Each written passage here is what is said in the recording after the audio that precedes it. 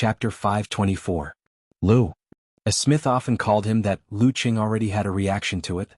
However, when he looked in the direction of the voice, all he saw were two unfamiliar Caucasian students. Sensing his gaze, George and Wilton got even more agitated. They blurted out a series of words in slang. Not only were they as fast as a machine gun, but they also interfered with each other. Lu Qing, whose hearing was barely good enough, was confused.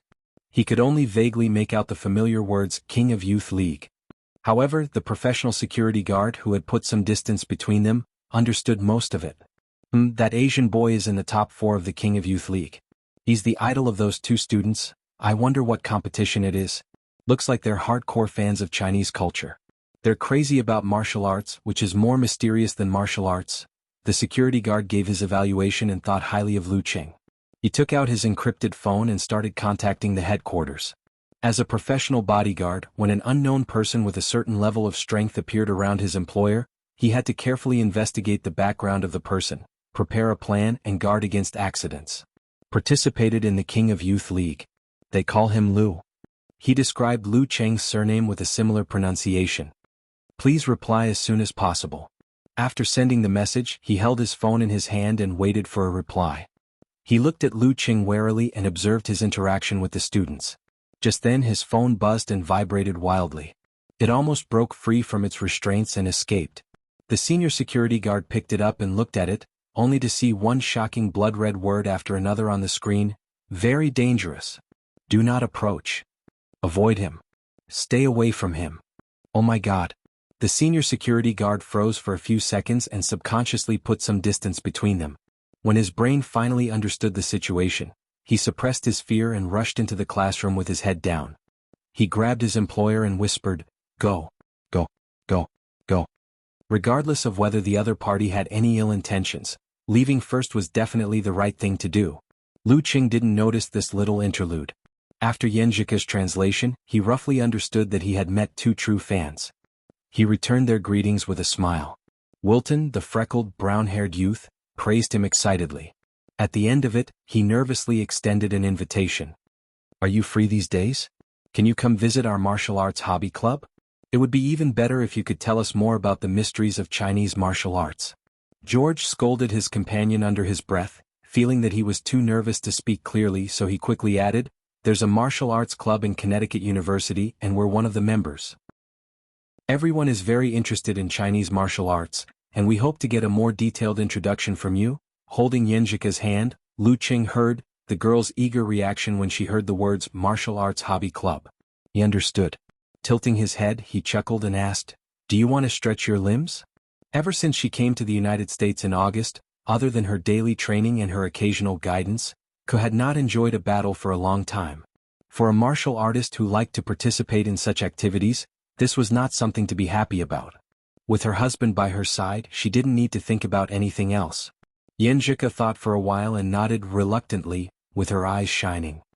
Then let's go take a look in the afternoon. There are no classes anyway. All right. Lu Qing turned to George and Wilton and smiled warmly. How about this afternoon? We'll be there around 2. All right. No problem.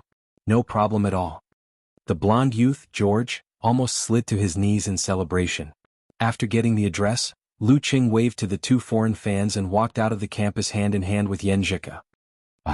As they walked, the girl suddenly stopped and blurted out in frustration, "I didn't bring my martial arts suit and shoes. How are you going to stretch your limbs? Ko, you don't look like you're reluctant at all." Lu Qing laughed inwardly and said calmly, "Why do you think I said we'll be there at 2? Isn't it just to give us time to drive home and get our things?" Yenjika turned her head in surprise and stared at Lu Qing with her eyes wide open for more than 10 seconds. Then she broke into a smile and gave him a thumbs up. 5-star rating.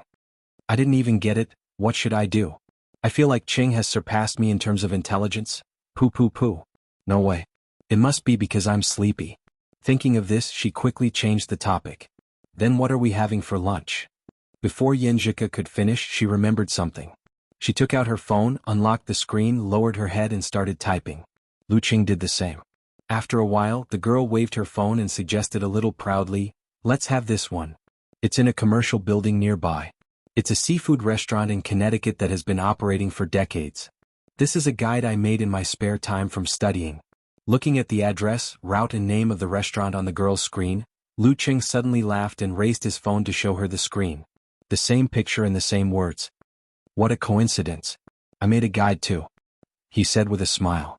Yanjika focused her eyes and smiled like a flower. The tacit understanding grew, and the two of them swung their hands together, following the route given by the map. They slowly walked forward, glancing at each other from time to time, and then smiled as they turned their heads to look to the side. Around them, white snow pressed down on the branches and students walked back and forth. 2 o'clock in the afternoon at the martial arts hobby club. At home, Yanjika had already tied her hair into a ponytail and changed into a full set of white martial arts suit with black edges. She looked both youthful and charming, and her face was so radiant that George, Wilton, and the other martial arts club members couldn't take their eyes off her. They couldn't believe that it was the usually old-fashioned and conservative Sophia.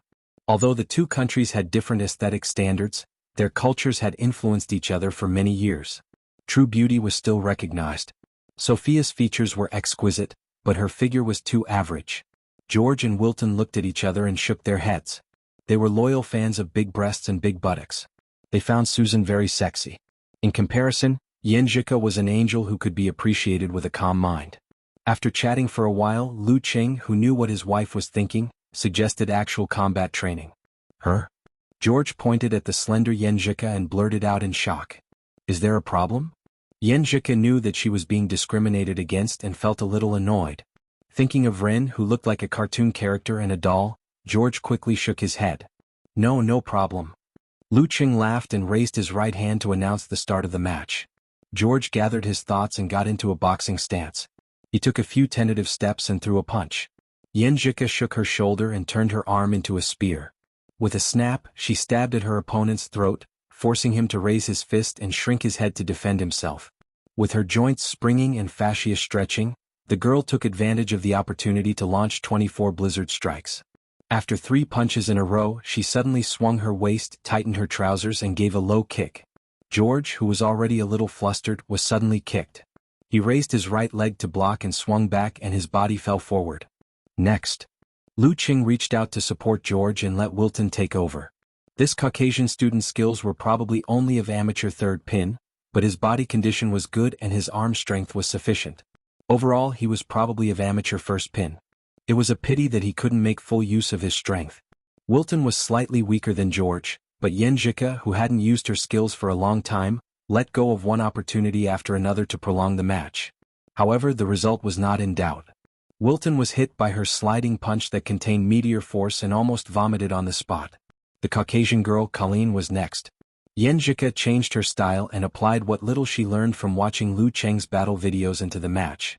After defeating 5 students in a row, her physical strength was obviously depleted. Her spirit was even worse. A thin layer of sweat appeared on her forehead. She chose to stop and rest. Lu Qing helped her wipe her sweat with a towel and asked George and Wilton casually, "You're from Jianghu sect, right?" "We used to be," Wilton answered bitterly. George explained in the same tone, "We left because we couldn't become combat apprentices for a few years." "What's the problem?" Lu Qing asked curiously. "We couldn't awaken our own spirit." George sighed and looked at Lu Qing expectantly. "Lu, do you think there's hope for us to learn Chinese martial arts? If we can't awaken our own spirit, then it's more difficult to practice still stance. Of course, different martial arts systems focus on different aspects. It's not impossible for them to enter meditation." Lu Qing thought for a moment and said, "Calming the mind and focusing on the mind are the prerequisites of most martial arts and combat sections. However, everyone's methods are different. Jiruga combines self-hypnosis, Mission Sect leaves their worries to God, and our country's martial arts emphasizes daily practice to get rid of distracting thoughts and seek for peace of mind. If you can't do this, you can only place your hopes on modern scientific research or cult-like martial arts. When we practice Jiruga, we can become very quiet, but we can't feel our own spirit," Wilton answered bitterly. "Is it because our awareness is too strong and we instinctively resist self-hypnosis?" Lu Qing saw that more and more martial arts club members had gathered around. He pondered for a moment and said, "Then I'll do a few moves and you guys can feel it." After that, he took off his jacket and let Yanjika hold it. He got into a stance and slowly punched and pulled back his arm. There was nothing special about his moves, and they were so slow that they were useless in actual combat. George, Colleen and the rest watched blankly, not knowing what was going on. Gradually, they felt that Lu Cheng's movements were like the gentle surface of a lake or the unfolding of clouds. They couldn't help but become quiet, unwilling to disturb the natural harmony or disturb the peace in their hearts. Away from the hustle and bustle of the city at this moment, they seemed to see the deep blue sea and the sparkling waves under the moonlight. When Lu Cheng stopped his slow punches and kicks, the surroundings were as silent as a church that had just finished praying. There's hope for those who were quiet just now. He smiled, took his jacket from Yenjika and put it on. He whispered, "Do you want to fight a few more rounds or do you want to shower and go home?" "I'll shower at home. I forgot to bring shampoo and facial cleanser." The girl bit her lip and replied. She felt that her IQ was at its lowest today. Lu Cheng laughed, pulled the girl over, waved to George and the rest, and walked slowly towards the entrance of the martial arts club. It was only then that George and the rest woke up from their daze, as though they had just heard a symphony that cleansed their hearts. Lu Cheng and Yenjika's figures had already disappeared at the entrance, leaving behind some whispers in Chinese. "Is this the result of your understanding of enemy heart-freezing move? Yeah, Kochian has a good eye." At the same time, a security company sent out a warning to its partners. "China Wuxia Club Lu Cheng has appeared in Connecticut. Extremely dangerous. Lu." In the Msasi Martial Arts Club, a black-haired, brown-eyed young man saw the news. His lips curled into a smile, and his eyes shone like the stars in the sky. "P.S. Looking for monthly votes on the last day. Oh right, something might happen in the afternoon, but it hasn't been decided yet. If I don't update at 7 then it will be at 11. Chapter 525. After leaving the martial arts hobby club, Lu Cheng and Yenjika went straight home. They planned to go to the supermarket this weekend to stock up on ingredients for next Monday's New Year and birthday celebration. After showering, drying her hair and changing into a fresh set of home clothes, Yenjika stood in front of the bed. She spread her arms and leaned back, falling into the blanket comfortably. Then she said coquettishly, "Cheng Cheng, I'm going to sleep first. Come and massage me until I fall asleep." "Okay." Lu Cheng smiled and leaned over. Controlling his body, he used the most suitable strength to release the tremor force to relieve the tension and deep tiredness in her muscles. She closed her eyes in satisfaction. A little higher, a little higher. Yes, right here. So sore. It's so sore. My poor old waist. Yenjika guided her personal masseur. Before she finished her words, she suddenly felt Lu Cheng's movements stop. She let out two muffled laughs. The girl was at a loss at first. Then she came to her senses and buried her face in the pillow. She hit the side and said fiercely, "It's all your fault." Lu Cheng apologized seriously. His technique became more and more exquisite. It didn't take long for Yenjika's whole body to relax. Her tiredness was relieved and she began to feel sleepy. After massaging for a while, he saw that the girl's breathing had stabilized and she had fallen asleep.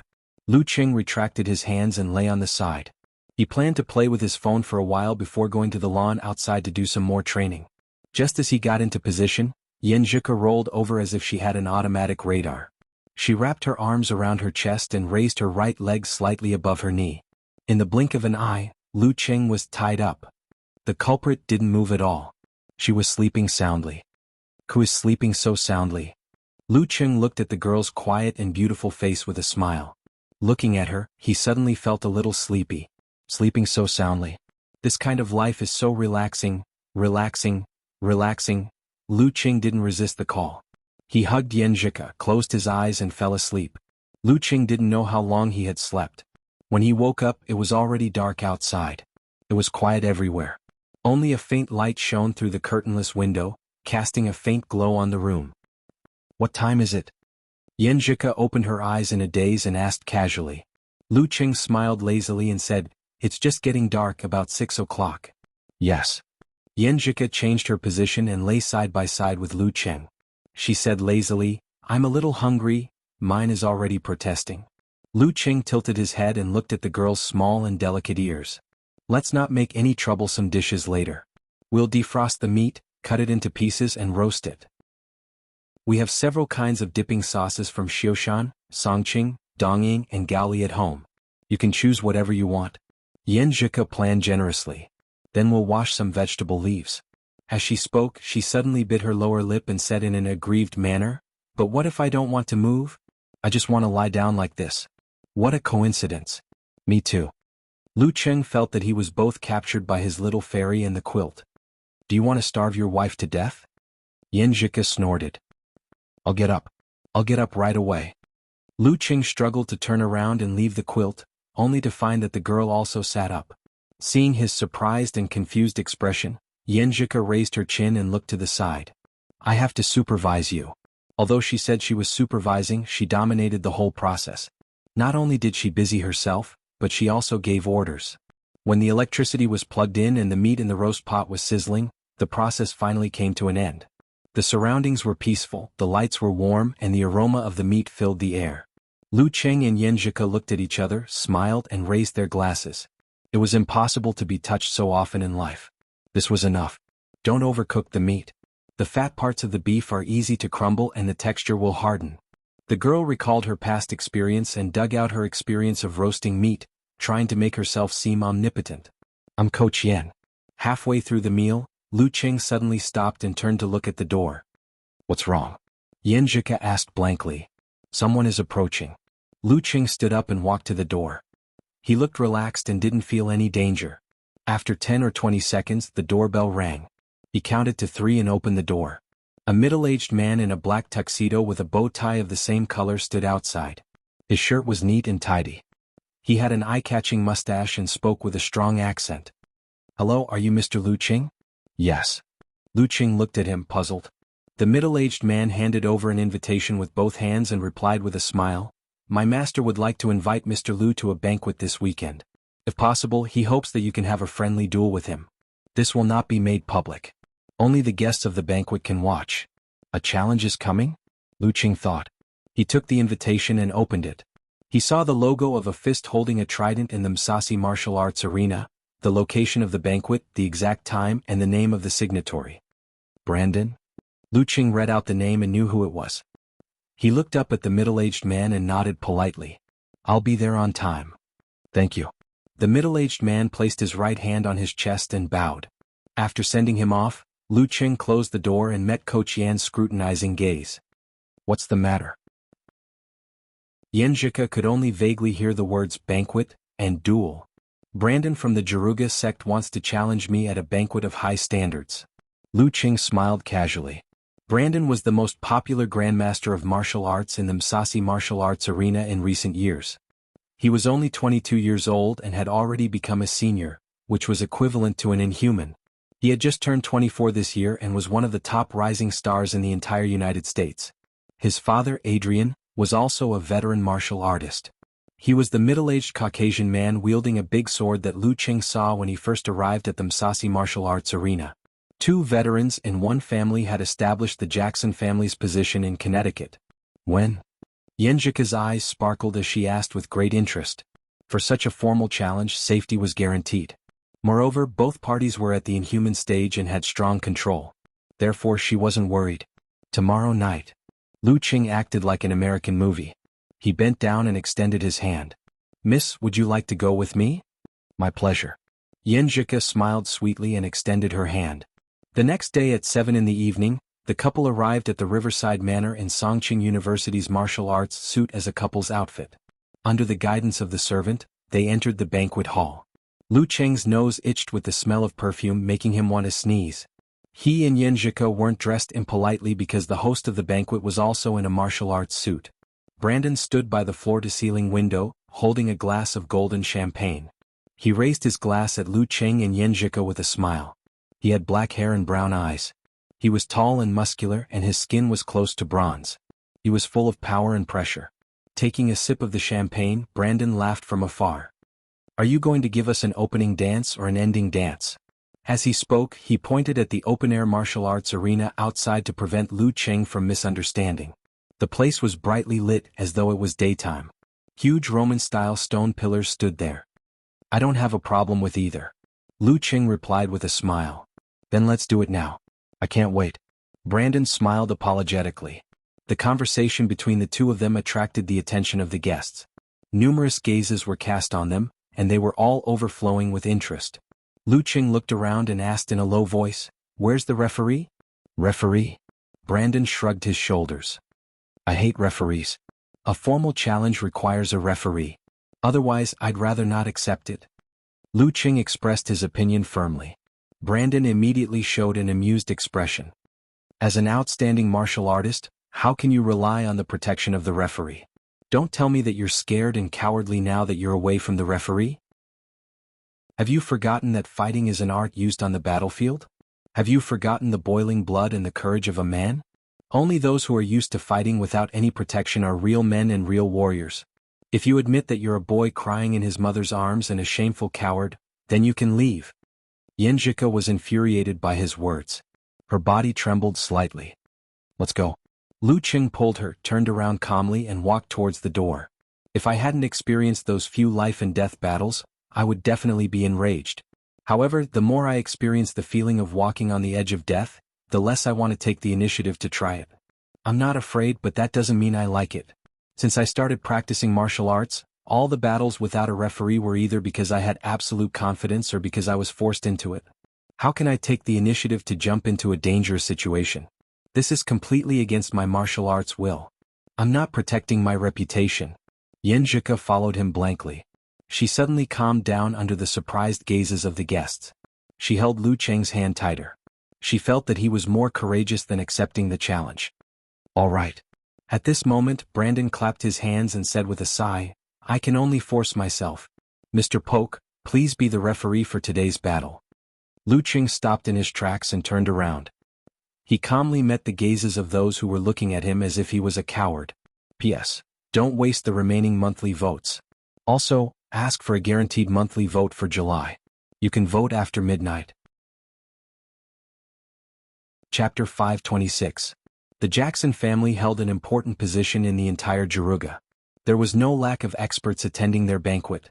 Even if Brandon didn't invite his father, Adrian, to be the referee to avoid suspicion, there were still other suitable candidates. Poke, who was not a member of the Msasi, came from another sect within the Jiruga Martial Arts Society that emphasized fist and kick. He was a veteran grandmaster of martial arts for more than 20 years. He had a light yellow beard that was almost white, and his eyes were dark blue. When he raised his head, there were no wrinkles. He sized up Lu Qing, who had turned around and slowly finished the champagne in his hand. He placed the glass on the waiter's tray and replied with a deep voice, All right. He didn't say much, nor did he make any sarcastic remarks. He instantly turned into a neutral referee, exited from the side door, and walked to the center of the Roman stone pillars. Please. Brandon bowed with a smile and made a gentlemanly invitation to Lu Qing. Lu Qing passed his phone to Yanjika and returned the gesture with a composed expression. He calmly followed the referee and entered the open-air arena. Brandon paused for a moment and suddenly moved his arms. His muscles, fascias and joints emitted sounds of strength. The floor-to-ceiling windows behind him trembled slightly and shook continuously. Good. One by one the guests gave him a thumbs up. After the warm-up was over, Brandon walked out of the banquet hall with his heavy body and nimble footsteps like a human bear. He stood in front of Lu Qing and got into a boxing stance. The towering ancient stone pillars around them cut off the field of vision, making the venue desolate and spacious. The smile on Brandon's face gradually disappeared. His eyes seemed to be burning with a star-like radiance, brimming with a strong desire for battle. He locked his opponent's figure in the center of his pupils. When he said he didn't want a referee, it was his honest opinion and also a psychological tactic. If his opponent couldn't stand the sarcasm and chose to fight as a man, he would enter the environment he was most familiar with. His opponent would definitely be fearful of any unexpected accidents.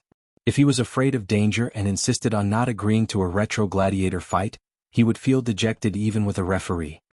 He would feel that he had lost a round before the match had even begun. It would be hard for him to show any courage or guts in front of him. Although Lu Qing's reaction of leaving without hesitation was a little unexpected, it was still considered normal and didn't affect him. At this moment, Poke raised his right hand and thoughtfully reminded him, Get ready. Immediately after, he waved his hand fiercely. His voice passed through the windows and into the hall, Begin. Just as the referee finished his sentence, Lu Qing suddenly saw a blinding light erupting from the surface of Brandon's body. The light blinded his vision and he couldn't see anything clearly anymore. Awakening one's self-spirit was the starting point of the true inheritance of the Jiruga sect. It was also the key to becoming a combat apprentice. From this point onwards, the practitioner would follow a special training method to strengthen one's self-spirit step by step. It would complement and strengthen one's self-spirit with the strengthening of one's physical body, until the mutation of one's cells and genes occurred, giving rise to special, inhuman abilities. The Jianghu sect named these abilities differently from the mainstream. Some were called sea, some were called stars, and so on. What Adrian and Brandon had awakened were stars. They had the function of heaviness and the mysteries of light. At this moment, Brandon displayed the results of his cultivation in the past year without holding back. Star, radiant light. Lu Cheng's vision was blinded by white. All he could hear was the sound of his enemy breaking through the air barrier at high speed. Other than that, everything else was covered up. It was as though Lu Cheng had completely lost track of his enemy. Brandon appeared diagonally in front of Lu Cheng in a flash. Exerting strength in his legs, he turned his back halfway and swung his right arm out. Covered in specks of light, he executed a perfect right hook from the bottom to the top, aiming straight for his opponent's chin. With the heaviness of Star and his own strength, he was confident that he could forcefully break through any of his opponent's barriers other than Dan's stage explosion. Moreover, the Jianghu sect's explosion was based on one's self-spirit. There was no need for the so-called qi and blood concentration, like the Chinese martial artists. Although it would result in the loss of the terrifying ability to unify one's force and absolute reaction, it would increase one's speed by a notch. Not only that, but it would also give one a stronger sense of danger. Each had its own advantages and disadvantages. Brandon's current plan was to use the initiative to his advantage and completely suppress his opponent, not giving him the chance to control the rhythm and avoid his weaknesses. Bam! Brandon's fist pierced through the air, causing goosebumps to form on Lu Cheng's chin. However, in a situation where he couldn't see or hear, he quickly raised his right arm and threw a sideways punch, accurately landing on the side of Brandon's uppercut. With a light strike, he deflected his opponent's thick arm, causing it to miss its target. Brandon had anticipated this. He immediately put his left fist into position and combined them. While Lu Cheng's sight and hearing had yet to recover, he launched a series of attacks. Crisp sounds rang out continuously. Not only did his combat techniques carry traces of Musashi, but he also seemed to incorporate the characteristics of Miluo, Nanjing, and other countries. His knee strikes and low kicks were at the peak of perfection, effectively making up for the gaps in his punches. Bam! Bam! Bam! Brandon's punches alternated between hooks and swings. Sometimes they were straight and sometimes they were pointed. Sparks of light scattered, illuminating the crystals on Lu Cheng's hands, arms, and legs. During this process, he slightly stimulated his own spirit, causing his muscles and tendons to tremble. He completed a low-intensity outburst. His punches were heavy and his strength surged. His attacks were tightly connected, and his rhythm was extremely fast. Lu Cheng couldn't find an opportunity to use force concentration. He could only use ice spirit to block and take a step back. In order not to associate him with the Deliver Man, and to effectively familiarize himself with his gains from last year, he planned to use Emperor Yen force sparingly in official events in America.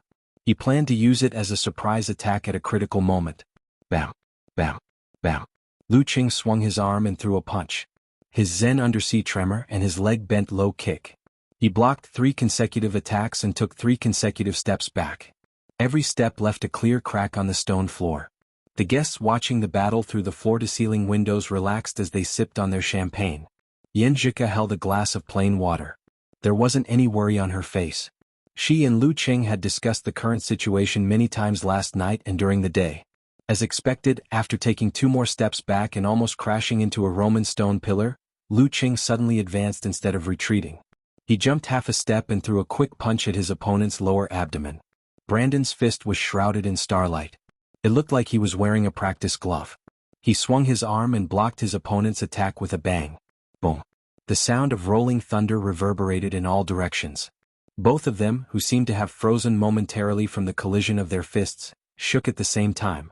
Their radiance turned white and turned into frost that splashed outwards. They were evenly matched. Lu Cheng had turned the tables by using 24 blizzard strikes consecutively. Even without using force concentration, he was able to block his opponent's low-intensity outburst attack. Seeing this, Brandon, whose body was starting to stiffen from the cold, immediately changed. He stimulated his own spirit, connecting his muscles and blood, and propping up his skin and tendons. His body suddenly enlarged. He raised his thicker right arm high and turned it into a terrifying giant sword. Mixed with heavy starlight, he chopped down at Lu Cheng's head. The ferocity of the attack seemed to be able to cut through everything. Adrian was a veteran grandmaster of martial arts who was famous for using great swords. As his son, although Brandon disdained to rely on weapons, he had integrated swordsmanship and the corresponding use of stars into his punches and kicks. It had become his favorite way of attacking when he was in a frenzy. Before the greatsword arrived, Lu Cheng's hair stood on end. Without hesitation, he circulated his qi and blood, stimulating the corresponding parts of his body. His muscles bulged and his tendons protruded. Simplified fighting formula. The instant expansion stirred up the airflow in the surroundings. Together with the punch flew up into the sky and slammed into Brandon's arm. Boom. Transparent ripples spread rapidly. Cracks spread under Lu Cheng's feet. Brandon's arm, which had transformed into a sword, rebounded, causing his body to swing backwards. His qi and blood circulated again. Stimulated again, Lu Cheng took half a step forward expressionlessly. He clenched his fist and punched straight at his chest. The intertwining greenish-black muscles were filled with explosive power. So fast? Brandon was shocked. He didn't care that the frenzy wasn't over yet. He raised his left arm and swung the greatsword horizontally. It looked ordinary, but it was filled with accumulated strength. Bam! Flesh and blood collided. There was a dent and the bones were slightly deformed. However, they immediately reverted to their original form. Brandon held his breath as he felt the majestic and terrifying impact. He was experienced. With a twist of his waist, he shot backwards like lightning and crashed into a Roman pillar. Stone chips flew everywhere and the thick pillar swayed. It almost fell or broke. Lu Cheng wouldn't let this opportunity go. He outlined the attainment formula and once again used his qi and blood to stimulate his body, cutting down on the intermediate steps. With just a step, he closed in on his enemy. At this moment, Brandon's face lit up with excitement. The surface of his body shone again, suppressing the surrounding streetlights and illuminating the entire open-air arena. In the abnormal brilliance, silhouettes appeared one after another. They all looked like Brandon. They pounced on Lu Cheng from all directions, forcing him to react with absolute reaction. Jiruga Star's technique, illusory light. The Roman pillars in the arena weren't there to look good or to show taste. Their position effectively affected reflection and refraction, making the illusory light stronger and closer to reality. To Brandon, the other 7 silhouettes were formed by light energy. They could also cause damage. They weren't fake. P.S. Since everyone doesn't like the old rules, I'll update first. Also, I'd like to thank everyone. Although the June update didn't decrease, it was still unstable. Martial arts actually made it into the top 10 monthly votes for the first time, ranking 9th. With the increasing number of books in circulation, it wasn't easy at all. Also, please guarantee the monthly votes. Chapter 527. In the brightly lit arena, a total of 7 identical figures pounced at Lu Cheng. All of them stirred up a gust of wind, creating a stimulus that was hard to distinguish. Of course, it was easy to tell because the Roman pillar that Brandon had crashed into was still shaking slightly. The corresponding figure was clear and distinct. However, Lu Cheng took a step to the side, lowered his shoulders and leaned to the side. Following that, he swung his right arm and threw a punch like a bullet towards the empty space. Bam! The sound of the collision shook the floor-to-ceiling windows in the hall. Suddenly, starlight-covered skin, bulging muscles, and strong knuckles appeared in front of Lu Cheng's frosty right fist. At some point in time, Brandon had bizarrely changed his position, leaving behind an illusion beside the Roman pillar where he was previously standing. There were a total of 7 figures, all of which were illusions. His real body had long gone into hiding. He wanted to take advantage of the chaos to launch a surprise attack and deal a fatal blow to his opponent. For most of the inhuman experts, it was indeed a threat. If Lu Cheng's ice mirror hadn't made the breakthrough and was still at the same level as before, he would have been caught in a fluster. One moment of carelessness and he would have been caught in the crossfire. But right now his consciousness was high up in the sky as a god 3 feet above his head. Using the ice mirror to reflect his surroundings, he keenly sensed the anomaly and made the first move, interrupting Brandon's ambush. Poof, poof, poof. At the same time, the 7 Brandon figures formed by light energy pounced on Lu Cheng, triggering waves of blinding brilliance and flowing starlight. As Lu Cheng took a step forward and struck diagonally, a thick layer of ice crystals had formed on the surface of his body. They were translucent, solid, and extraordinary.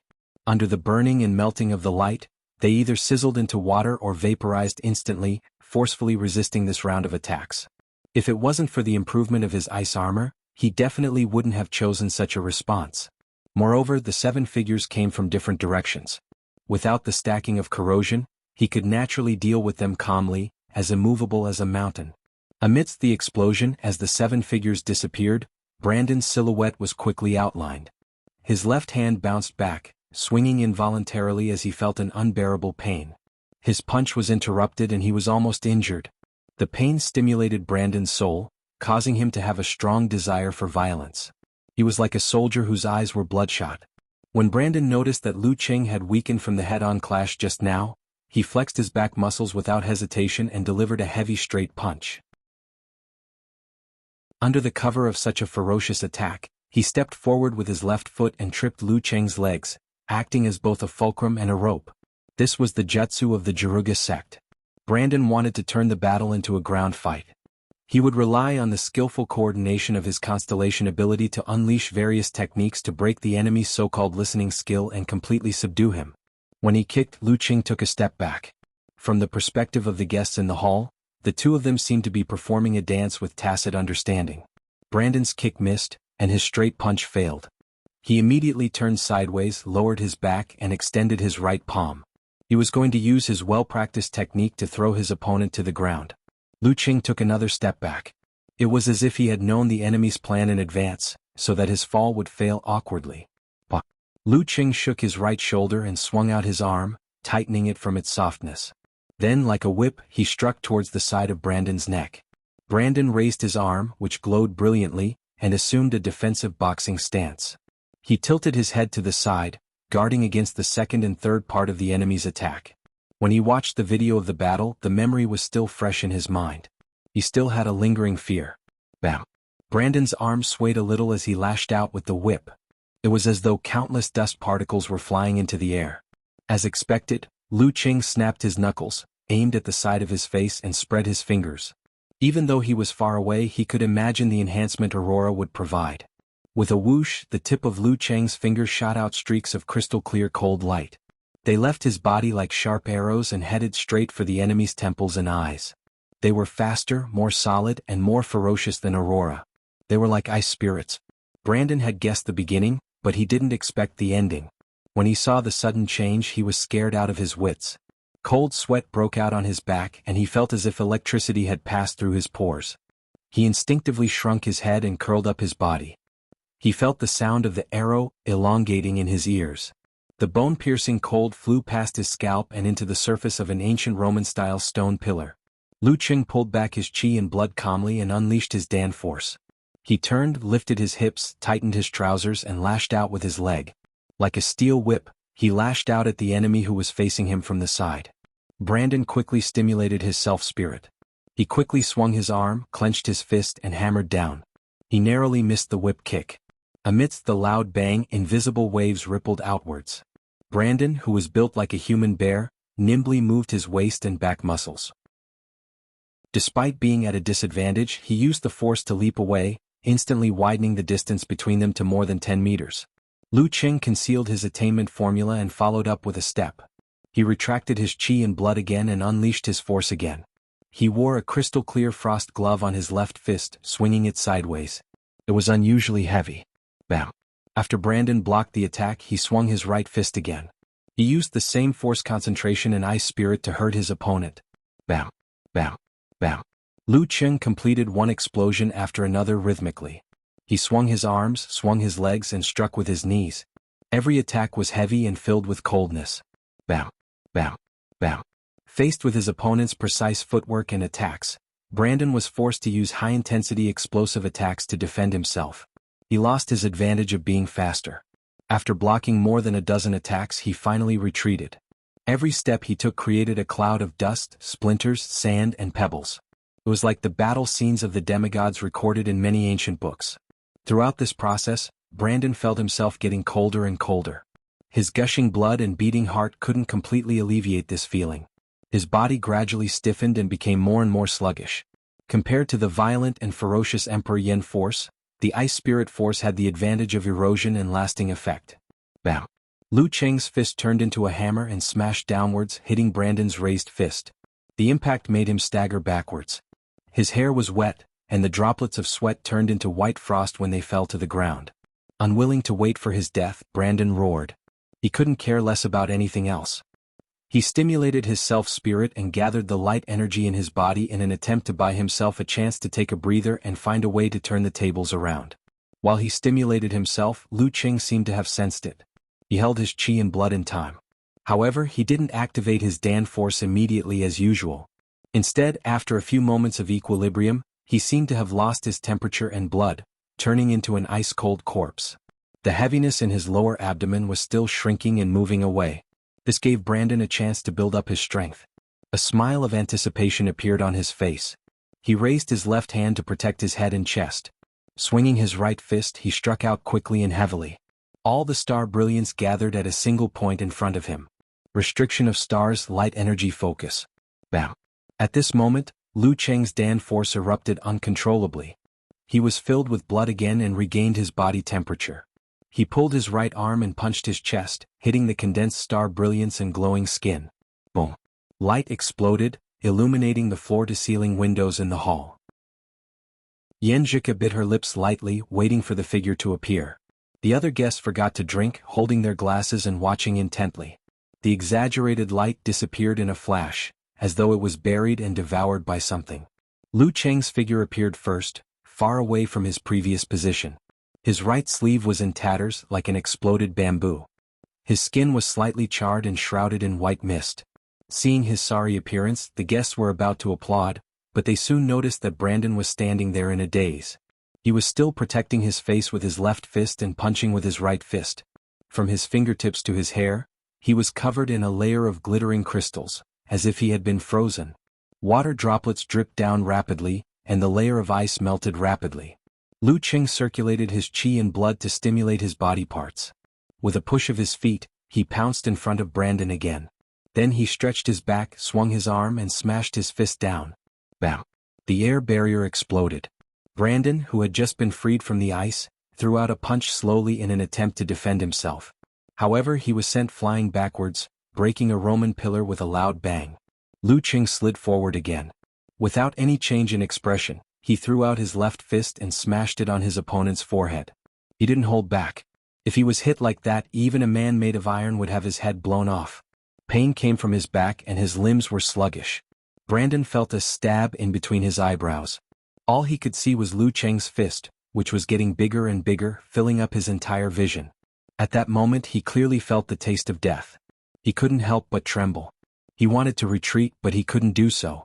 Just as he was at his most desperate, a hand reached over. It glowed with a blue luster and held Lu Cheng's fist firmly. The referee, Poke, had made his move, announcing the result of the match. Brandon lost. Lu Qing won.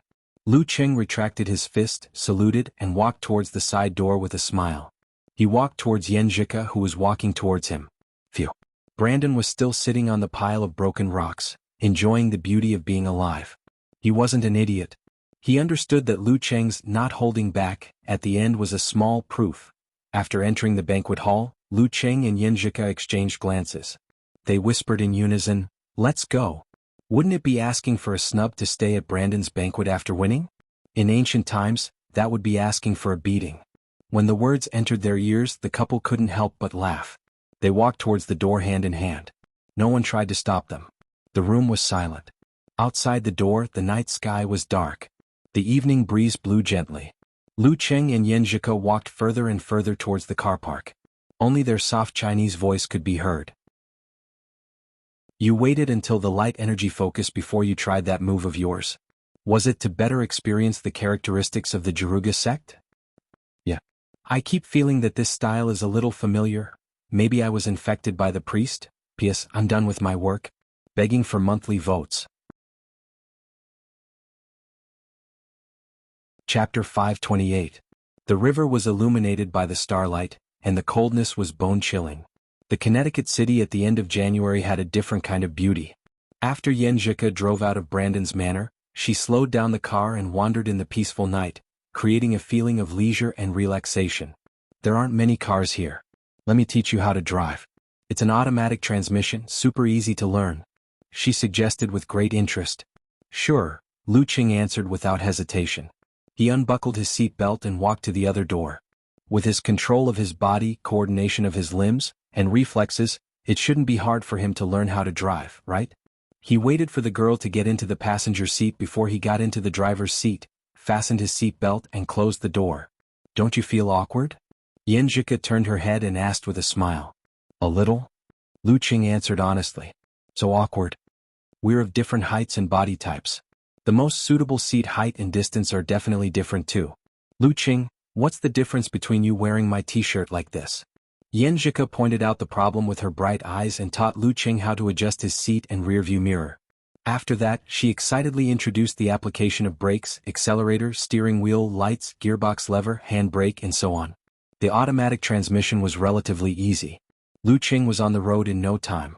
He maintained a stable speed and cautiously operated ice mirror to eliminate his nervousness and anxiety. Yanjika, who had tasted the taste of being a coach again, was satisfied. She praised herself a little and casually picked up her phone to surf the web. Hey, there's another deliver man in the Big Apple, she exclaimed softly and said cheerfully. How many imitators are there? Lu Qing asked, amused. His eyes were still looking straight ahead. This superhero culture in the United States of America really spread everywhere and had a far-reaching impact. 1, 2, 6, 7. Yanjika rolled her eyes and counted with her fingers. About 5, 6, 7, 8, 9. Before Lu Qing could point out that it was no different from not saying anything, she cleverly changed the topic. This is good news for you. Yeah. Lu Qing nodded casually. Otherwise, most superheroes would have been exposed long ago. In the past few months, there had been people imitating the Deliver Man in Big Apple, Luo City, and other places to punish criminals. Some of them were crudely seen through, while others imitated the Deliver Man perfectly.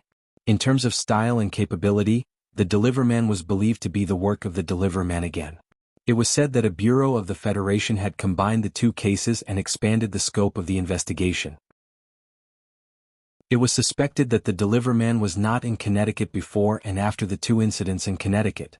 For a veteran Grandmaster of Combat, this was entirely possible, and there were precedents in the past.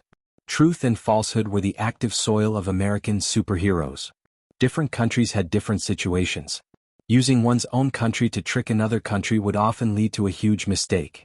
Smith had foreseen this and analyzed it in detail for himself. Whether it was in the United States or Hua Nation, the most difficult case to solve was the same. That was, someone came to a foreign land on a whim and casually killed a passerby who had nothing to do with them. Moreover, there were no clues such as fingerprints, DNA, and surveillance cameras left behind. Then, the investigators could only rely on their luck to find a needle in a haystack. The police should not be underestimated, nor should they be worshipped. Unsolved cases related to American superheroes were too numerous to mention. The clown reappears in Big Apple, another tragic murder case. Yanjika read the news headline and sighed. Compared to that place, Connecticut's security is worth 5 stars. Although there were gangs and dangerous criminals here, they were relatively few in number. Also, none of them had antisocial personalities and would not provoke the government. It can't be helped. After all, it's the most prosperous city in America. Physical invulnerability experts and inhuman experts like to gather there. Once the number of experts increases, it's normal to have a few scumbags and perverts. Haven't there been experts who took revenge on society in places like Beijing, Huahai, Huaqing, and Moshang? Haven't there been vicious cases with huge impact that went unsolved? Don't we, the Ice God sect in Shushan study, occasionally hand over disciples to the judicial authorities? Lu Qing comforted his wife.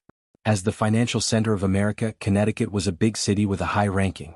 It had the super sect Jiruga, a cult that could go against it, and a government that maintained stability. There were close to 10 physical invulnerability experts, not to mention the number of Inhumans. So far, only 2 dangerous criminals had appeared, which showed that the security was good. Of course, it was only limited to certain areas. Similarly, places like Beijing, Huahai, and Moshang were also places where experts gathered. It was just that the control was stricter, so there weren't many vicious cases. To the residents of Connecticut or the Big Apple, supercriminals weren't the biggest threat. In modern society, once exposed, they would definitely be arrested and dealt with. Such perverted murderers wouldn't dare to commit crimes openly. They would either be like Mizuki, who relied on seduction and gradual corruption, or like the butcher, who chose places with insufficient surveillance resources. As long as they didn't go to places they weren't supposed to and could resist the temptation, the danger level was actually very low. Of course, after Lu Cheng's cleanup, it was close to zero. To the average person, the biggest threat was terrorists, people who wanted to take revenge on society, and newbies who thought they could easily escape surveillance. Yanjika's own strength was more than enough to deal with them, not to mention she had a full-time bodyguard. Anti-do? I'm just saying, I live a life in the classroom, library, home, and supermarket every day. I almost never attend parties or gatherings. Who would target me for no reason? As Yanjika spoke, she suddenly frowned and looked ahead.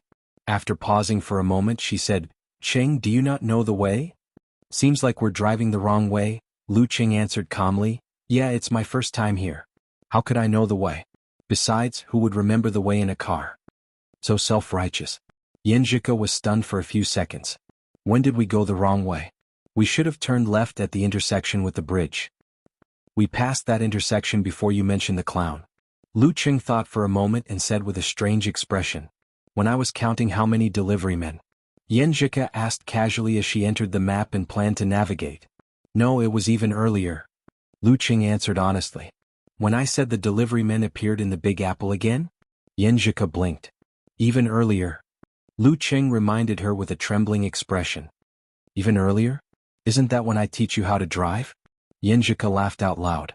If she had an emoji pack, she would definitely choose to slam the table. Even earlier." Lu Cheng drove with a solemn expression. "Earlier? Then I'm not driving." Yanjika paused and thought for a moment. She raised her phone and cheered. "Just treat it as a drive. Isn't that great?" "But I'm hungry." Lu Cheng nodded his head silently. In the riverside manor, Brandon pulled himself together and chatted with the guests. Although he didn't know that victory and defeat are common in war, his performance was very apartment. After the formalities, he used an excuse to change and went to the second floor. He saw his father, Adrian, standing at the balcony at the end of the corridor, looking at the flowing water. "How do you feel?" Adrian turned around and asked. Brandon took a deep breath and exhaled slowly. "Stronger than me."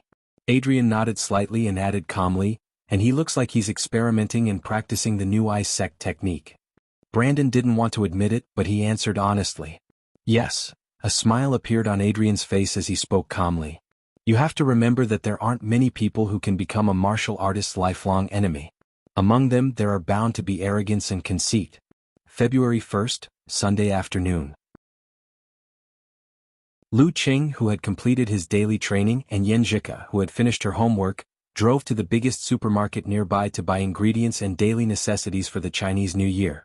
After filling up 2 cars, they stopped at the cashier and took out the items one by one to pay for them. Yanjika watched as her husband busied himself. She helped him from time to time, looking relaxed and comfortable. She even started thinking about the dishes for their reunion dinner. At that moment, she saw Lu Cheng take out 6 boxes with a calm expression and pass them to the cashier. She didn't know how many boxes of condoms they contained. When did he take them? How can he just buy them like that? Yanjika was stunned. Her cheeks were burning. She quickly turned her head to the side and pretended not to know the guy in front of her. Why couldn't he just be like before and come here to buy it on his own?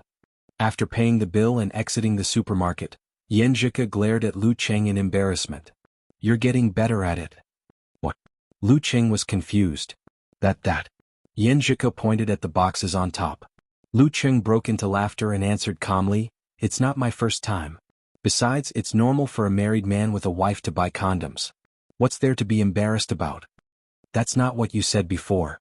You said you were so embarrassed when you bought condoms for the first time." Yanjika sadly realized that a man's skin was the most thick-skinned thing. After joking around for a while, they put their spoils of war into the car. Just as Yanjika was about to start the engine, her phone rang. She had an incoming call. After a while, she pressed down on the receiver and looked at Lu Cheng. "The consulate and the International Student Union want to organize a celebration for the Chinese New Year. Do you want to join? Chinese New Year is my birthday too." Lu Cheng took the initiative to express his opinion. "Of course, it's just the 2 of us." Yanjika smiled and didn't say anything else. She rejected the invitation. Chapter 529. After returning home from the supermarket, Lu Cheng and Yanjika started to get busy. They first planned the menu for the next 2 days and then put on a show like Mandarin duck chopping pork with 2 knives. Sizzle, sizzle, sizzle. Yanjika carefully put the pork belly mixed with eggs, starch and other things into the wok and fried it until it was golden. She then took it out and threw it into the bowl beside her. Then a hand filled with frost reached out like lightning and grabbed the pork belly. She took 2 bites and felt the fragrance and tenderness of the meat. "It's delicious," Lu Qing said vaguely. He then put the remaining half of the piece in front of the girl's mouth. "Try it." This was the must-have crispy pork in Xiaoshan. The selection of ingredients and cooking method were slightly different from other places. It was more tender and smooth but also easier to get tired of. Even with Lu Cheng's appetite, it was difficult to eat more than 10 pieces in a row. He had to eat other food to neutralize it. Crispy pork was the most delicious when it was just out of the pot. When his family was not very rich, he would stay by the stove and eat every piece until his mouth was full of oil and his stomach was full and he felt disgusted. Then he left reluctantly. Although Yanjika didn't like greasy food, she didn't dislike the freshly fried crispy pork at all. However, she could only eat 2 pieces at most. The alluring aroma and delicious taste were one of the New Year's delicacies in her hometown. After the first meal, the crispy pork could be kept in the refrigerator for a long time. Every time Lu Cheng's mother, Qi Fang, made tofu and vegetable soup, she liked to add a few pieces of crispy pork and add some oil and gas to make it more fragrant. At that time, the crispy pork was not as greasy as before. Yanjika opened her mouth slightly and took a bite of the crispy pork Lu Cheng handed to her. She chewed a little and smiled, praising herself. "It's really good. I can do this with just a recipe and a few words from Empress Dowager. Please call me Chef Yan." She was more confident and put another piece of pork belly into the pot. Lu Cheng quickly blocked the splashing oil droplets with his palm and eliminated all hidden dangers. They cooked and tasted and cooked. When they filled the table with dishes, they were already half full. "I'm so tired. I don't want to cook unless it's a holiday." Yanjika stretched her arms and said half proudly and half with emotion. Lu Cheng immediately reached out his hand and helped her massage. He echoed with a smile and said, "That's right. In the future we'll hire an auntie who knows how to cook. When we feel like it, we'll make it ourselves. But it's not bad to see you busying around and finding opportunities to eat from time to time." Yanjika lifted the glass of juice and extended it to Lu Cheng. Her dimples were outlined as she said with a sweet smile, "This is our first big meal for ourselves." To Chef Yan and Chef Lu. Lu Cheng also picked up his glass. In Xing province, Dunzi was the sous chef in charge of cutting and garnishing vegetables. Ding dang. The wine glasses clinked and the water swirled. The young couple each took a sip. They felt that the surroundings were very quiet and the light was very soft. Their hearts were very warm. After eating and drinking to his heart's content, Lu Cheng took on the role of the main force. Under the disturbance of Yanjika, who seemed to be drunk from drinking fruit juice, he managed to clean up the dining room and kitchen. Back on the second floor, the two lay on the bed very close to each other and chatted endlessly.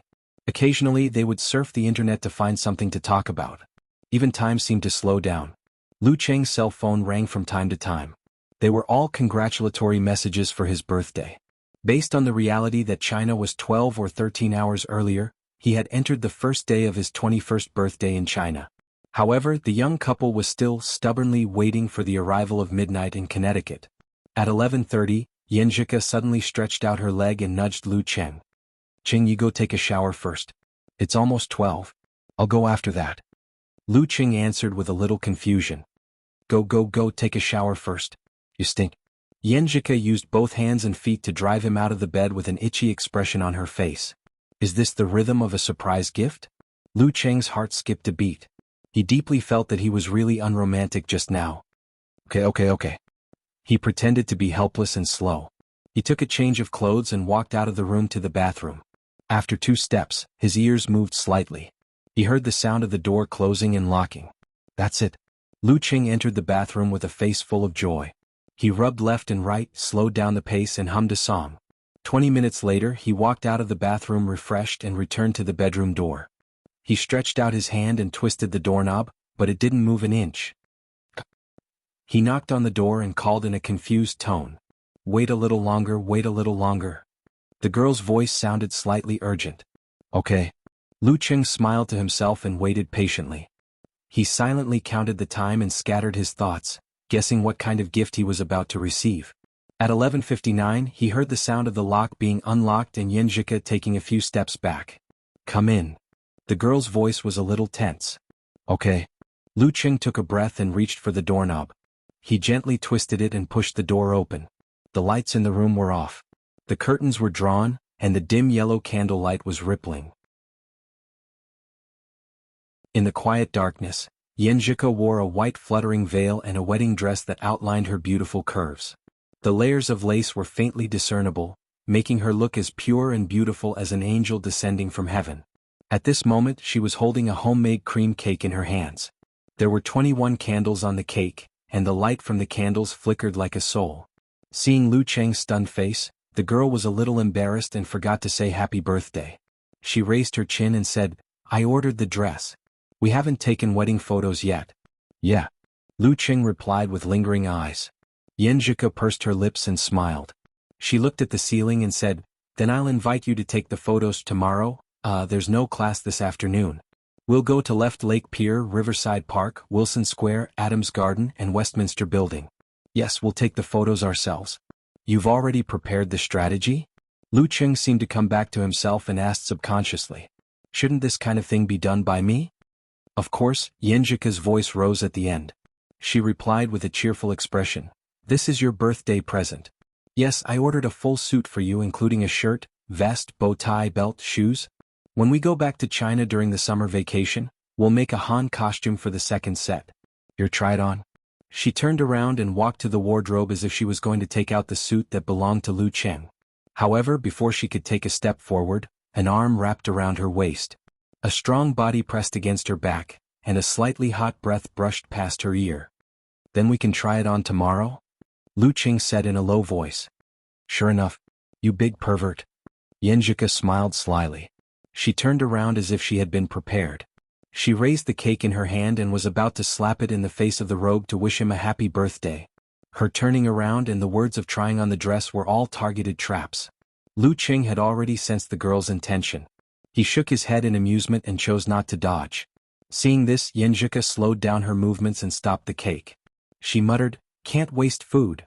After that she smiled widely and looked into Lu Cheng's eyes with watery eyes. She said in a low voice, "Cheng, happy birthday." "Huh?" Lu Cheng raised his eyebrows and snorted. Yenjika bit her lips and said again with shame and anger in her eyes, "Hubby, happy birthday." Huff. Lu Cheng reached out his right hand and hugged his wife. He blew out the candles with his breath. The room was dark with only a little light coming in from outside the window. "Be careful of my clothes." Her voice echoed in the room. Lu Cheng completely forgot to savor the fact that he was 1 year older. The next morning, Yenjika brushed her teeth angrily. She watched the energetic Lu Cheng finish his training and enter the bathroom to wash off the sweat on his body. He was full of satisfaction. "I was just being polite. I said it's your birthday and you can do whatever you want. You actually took it seriously." "Humph, I'll have to tell you the truth later. Why do you know so much?" "Someone is really diligent in this aspect. I wonder what kind of state he is in when I'm not around." While Yenjika was lost in her thoughts, they tidied themselves up and returned to the room. They started a video call with their parents and elders to congratulate them on the new year. First was Ji Mingyu, followed by the 2 elders of the Ji family and the Yen family. When Yenjika finished with her red eyes, Lu Cheng called her over to talk to his parents. "Mom, Dad, Ku is here." Lu Cheng reminded them with a smile. "Mom, Dad." Yenjika, who was a little absent-minded and a little sentimental, followed suit. Then she suddenly sobered up and blushed. Resisting the urge to turn around and run away, she murmured, "Uncle, Auntie?" The 3 members of the Lu family all laughed heartily. Instead of making fun of this matter, they started to talk about other topics. Yenjika listened to them with a gentle smile. She reached her hand behind Lu Cheng's back and pinched him again and again. However, her heart softened and she didn't use any strength. In a cheerful atmosphere, the couple started a new day. First, they listened to lectures. Then they went to the Left Lake Pier for dinner. They went on a date to take wedding photos. Although they weren't skillful enough, they were full of memories. These were not only stored in the camera but also in their minds. In the evening, the tired, only Yenjika, but excited couple returned home. They cooked a table full of New Year's Eve dishes and swept everything away like a hurricane. After that, they curled up together and waited for the midnight of Connecticut again. Yenjika fell into a deep sleep. Lu Cheng turned his head and looked at her with a smile in his eyes. When it was close to dawn, he woke her up. He shook his left hand and sprinkled the sky full of sparkles. There was a little flame hidden in every sparkle. There was no exception. New Year's Eve. Firecrackers? Lu Qing shouted in a low voice. His face was full of smiles. In his mind flashed the upcoming National League and the professional circle he would join in the second half of the year. Yin Zhika looked at him in a daze. Her eyes were full of brilliance and brilliance. A new year, a new beginning. Only we are no longer alone. Chapter 530. For the next 10 days or so, Lu Qing, who had learned a lot from his match with Brandon, laid low. He didn't even look for grandmasters of martial arts or powerful spirit cultivators to spar during the weekend. Instead, he pondered seriously and made up for his mistakes bit by bit. Among them, his self-created Lament of the Ice Queen was still a distance away from the harsh requirements of actual combat. If he hadn't completely suppressed Brandon, he might not have been able to use it in time. He had to experiment, modify and familiarize himself with it. Without relying on the suppression of the power of the Jin Dan, the Lament of the Ice Queen was equivalent to severe warning. However, there was an internal and external difference. One froze one's mind, while the other froze one's body. Both had their own characteristics, mysteries, and advantages. Thoughts flashed through his mind. He leaned against a corner and looked at the classroom. While keeping an eye out for any accidents, he pondered over similar questions. At this moment, his phone suddenly vibrated twice. He picked it up and saw that it was a WeChat message from Smith. He used someone else's email account to contact Lu Qing for confidential information and then cleaned it up afterward. Normally, he would rely on Chinese communication tools. It was as though they had established a true friendship through daily contact. Lu, there's going to be an exciting movie today. If I hadn't been monitoring the vicinity of the Holy Top Church from afar, I wouldn't have noticed Pavel sneaking out during the busiest time of the day. It's almost Valentine's Day, so he might not be able to hold it in. Pavel, that perverted bishop who loves children and girls? Lu Qing asked a few questions out of curiosity. He roughly understood what Smith meant by exciting movie. The Deliverman's first two cases were the arrest of Joseph of the Jiruga sect and the righteous execution of Mizuski, who had a close relationship with spirit cultivators. The two spirit cultivators belonged to the Kagri group of the Jiruga sect. All in all, the higher-ups of the Jiruga sect couldn't help but suspect that the Deliverman was targeting them. Even though he had punished criminals a few more times, it was probably just a cover-up. As for who would target the Jiruga sect of the Nature sect, the Mission sect was definitely in the top 3 suspects. They had sufficient resources and ability to transfer mighty ones from other big cities to interfere with surveillance and erase suspicion. Furthermore, their holy light could easily disguise itself as a superpower of flames and explosions. After the Butcher incident, the Mission's quick response and relentless pursuit of public opinion made the higher-ups of the Jiruga sect feel that they had grasped the truth. As a warning and revenge, they set their sights on Pavel, who was also responsible for a case and angered the public. In the past few months, Smith had accidentally discovered that the Jiruga sect was paying attention to Pavel while the superheroes. Now that this disgusting and detestable bishop had taken the opportunity to sneak out during the superheroes' most, he didn't escape from the enemy. He couldn't help but be happy for him. Most importantly, he didn't the Deliverman. And of course, Lu. For him was Lu. Of by words. By for sure Smith. Of the by. Of. To of course to of by. By bit. Wearing a bonnet, Pavel crossed the street and entered the Black Forest. His eyes wandered around, looking for prey and a relatively secluded spot. When he came to an open space filled with building debris, his eyes suddenly flashed. Everything turned white, like a person who was used to the dark suddenly looking straight at the noon sun. A figure jumped down from the top of the debris pile. Raising his right arm, he clenched his fist and swung it fiercely amidst the light. It was like a giant sword slashing but also like a giant hammer smashing. Bam! A few stars around Pavel exploded, forming a strange, incomplete tree. With the guidance of the Lord, he accurately swung his fist and blocked the fatal attack. Bam bam bam. Rumble rumble rumble. Amidst the fierce fight, the open space trembled constantly, as if it was brewing anger. In the center, fireworks bloomed brighter and brighter. The dark-skinned teenagers playing nearby were scared out of their wits. Some called the police while others hid in their homes. Due to the slow dispatch of police from the slums, the attacker didn't seem to be anxious or worried at all. It's a pity that the surveillance cameras nearby are either broken or stolen. Holding his phone, Smith shook his head and sighed. He parked his car not far away and, under the cover of a pile of junk, enjoyed the dangerous battle. He even took a video and sent it to Lu Cheng for communication. Lu Cheng leaned against the wall and glanced at the screen from the corner of his eyes. He saw the outline of the holy light in the shape of a tree or a cross. He saw the condensed brilliance, the trajectory of both parties' punches, and their dodging and evasive maneuvers. The ice mirror appeared in his mind as he deduced and predicted what would happen next. A thought flashed through his mind. Looking at the classroom, Lu Cheng blindly typed a word and sent it to Smith. Jump. Smith picked up his phone and fell into a state of confusion. He didn't understand the true meaning of Lu. At this moment, Lu Cheng's second message followed. Jump. Jump. Smith was stunned at first, then subconsciously believed in authority. He pushed open the car door and threw himself to the side. With a roll, he hid behind a house. He saw a ball of fire flying from the battlefield, smashing through the front windshield of the car and smashing into the seat where he was sitting 10 seconds ago. Boom. A dull thud resounded, waves of fire splattered, and glass flew everywhere. Smith couldn't care less about the surveillance cameras. He felt fear and relief at the same time.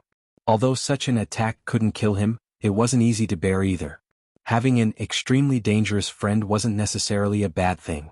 After a brief moment of shock, he reported the incident to the Department of Homeland Security as an agent who happened to pass by. But by the time the reinforcements arrived, the battle was already over.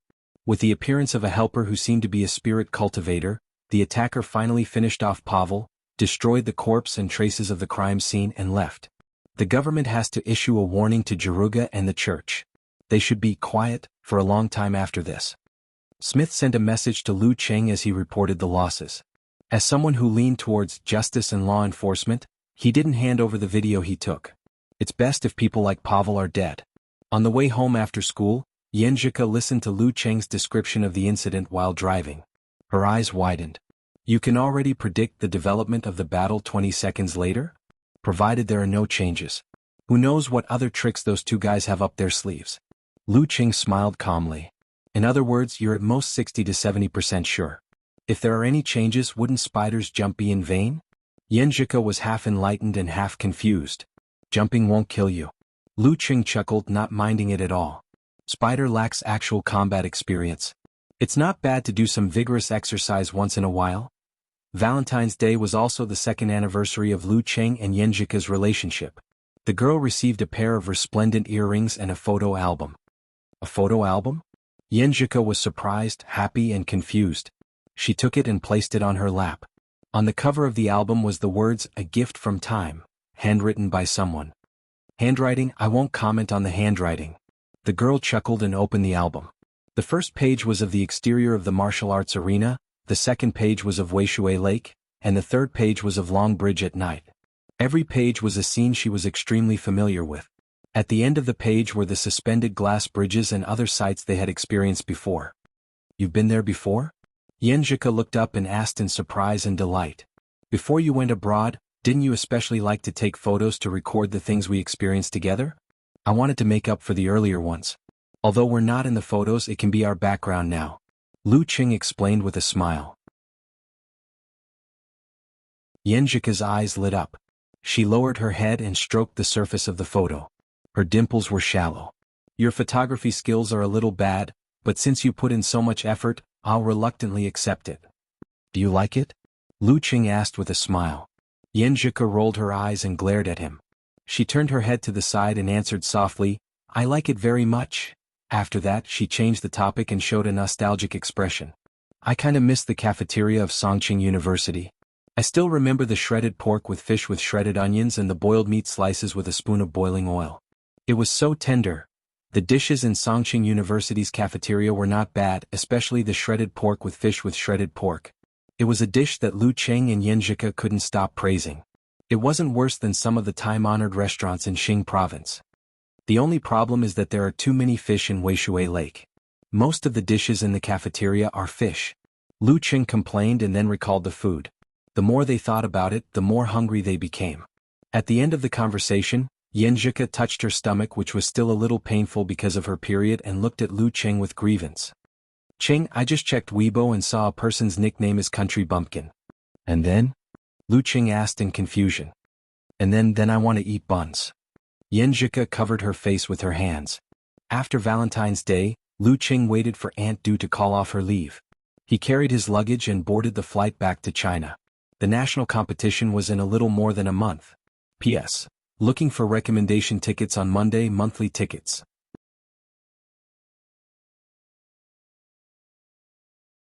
Chapter 531. Lu Qing arrived in Songqing 3 hours later than expected. By the time he returned to campus, it was dinner time. The entire dormitory was empty without a single person in it. He put down his backpack and leisurely went to the cafeteria. He ordered a series of dishes such as shredded pork with garlic sauce and boiled pork slices. He placed them neatly, took a picture and sent it to Yanjika. After eating to his heart's content but alone, he walked in the direction of the martial arts club to digest.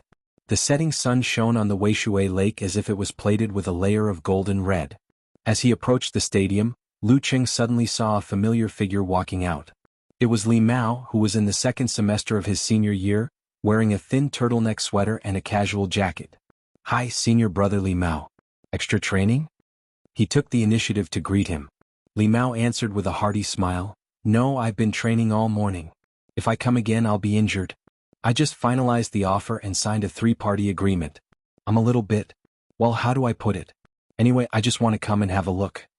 As he spoke, he couldn't help but sigh. "Finalized? Weren't you hesitating before?" Lu Qing didn't continue the sad topic. He changed the topic to something happy. "Yes, I'm going to the capital. I'll take the chance while I'm still young." Li Mao's face showed some complacency, and then he laughed at himself. "After a few years, when I can't afford a house in the capital, I'll take the money I saved and go back to my hometown, open a martial arts club and get married." He had the strength of a top professional 9th pin fighter, and his professional grades were above average. He was quite popular with the companies that had come to the on-campus recruitment and had received several offers. "You're slandering the capital again," Lu Qing joked. Li Mao wanted to say something casually, but when he opened his mouth, he didn't say anything. Many memories and feelings surged in his heart, making it difficult for him to control himself. He took a breath and said with a smile and a sigh, "Cheng, thank you so much. Thank you so much, Coach Shi, and all of you. If you hadn't given up on me and kept encouraging me, I would have left the martial arts club a long time ago and become a coward for the rest of my life. Once I encounter a challenging environment again, I will definitely be nervous, anxious, and perform abnormally. There's no need for that, Senior Li Mao. You have to work hard to overcome your inner demons in order to walk out of it. We're only responsible for cheering you on." Lu Qing didn't take the credit for himself and waved his hand with a smile. Li Mao couldn't help but laugh. Then he let out a long sigh. 2 years ago, I never even dreamed that I would become a top professional 9th pin fighter and lift the national championship trophy. These 2 years have been like a dream." After sighing for a while, he changed the topic and talked about the new national competition in April. "I still haven't understood the meaning of withdraw. It's the same for Talker and Deng Yang. When the time comes, you don't have to consider me in the competition. Give the freshmen more chances to temper themselves. Don't worry about the Dan stage. Think about it, Lin K was already a professional 9th pin fighter when he entered the school. He only officially broke through at the end of his freshman year. You guys have only been training for less than a year. What's the hurry? Do you think you're more talented than Lin K?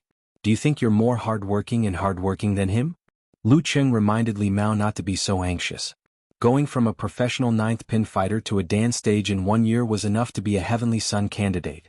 As for his Dan stage in half a year, others couldn't compare to him because he had a cheating device. Li Mao nodded slowly and said with a self-deprecating smile, "That's right. After hearing what you said, we still have a long way to go. Sai, we've been working hard to make it to the national competition and share your burden." "That's not necessary. Our goal this year is to have no goal." Lu Qing laughed and described the actual situation. "Relax. It's normal to take 3 to 5 years to go from a top professional 9th pin fighter to a Dan stage. 8 to 10 years isn't considered long. Many people can't even reach the threshold after 10 to 20 years. They can only watch their chi and blood deteriorate and lose hope. This kind of thing can't depend on a person or a special case. Look at me and Lin Quebec. You have to look at the statistics." Hiss. Li Mao sucked in a breath of cold air. He knew it was difficult to reach the Dan stage, but he didn't know how difficult it was. He only saw his teammates achieve it in 1.5 years. He also saw that Shanbei, Huahai, and Capital martial arts clubs didn't lack new breakthroughs. Fortunately, I didn't focus on martial arts. Li Mao sighed. Then I'll set a limit of 10 years, no 5 years. I'll lose my drive if I stay too long. Speaking of this, he asked curiously, Qing, how many Dan stage fighters do you think our martial arts club will have in the next 2 years? Deng Yang is relatively stable. At most 1 year, at least half a year. As for the others, not including our junior brothers and sisters next year, we can have at most 2 Dan stage fighters. It's not surprising if one doesn't make it. In fact, the probability is quite high. Lu Qing knew Li Mao's temperament and frankly stated his judgment. This was a university martial arts club, not a top force or an advanced martial arts school where many talents gathered. Li Mao listened seriously and didn't mention this matter again. He chatted with Lu Qing about the recent situation of the martial arts club. At the end of the conversation, he suddenly laughed bitterly. Suddenly, I don't want to graduate. I want to stay in university like this. Hearing this, Lu Qing suddenly had many feelings. Yes, these 2 years were so beautiful and memorable. He couldn't bear to leave. Although his heart was in turmoil, he still followed the characteristics of the talker, and said, Senior brother Li Mao, you have to think carefully. You will continue to not have a girlfriend in university. Li Mao was stunned and couldn't say anything. He could only wave his hand and say goodbye with clenched teeth. Really, do I have to make these 2 men cry? Looking at Li Mao's back, Lu Qing complained about him and himself. Then he turned around and walked back to the dormitory. As soon as he opened the door, he saw Kai Xiaoming sitting on the simple sofa in the living room. He was playing with his phone while the TV was on. When he heard the commotion, he raised his head and exclaimed, Oh, you're back? I admire your perseverance and persistence. Before Lu Qing answered, Kai Zongming looked around and hesitated for a moment. Qing, I want to ask you something. You have to be honest. I'll confess, okay? I ate the bag of beef jerky you put on the table. Lu Qing raised his hand and laughed. With a kick of his heel, he closed the door. I knew it was you. Kai Zongming shook his finger in annoyance. After a while, he remembered that this wasn't what he wanted to ask about.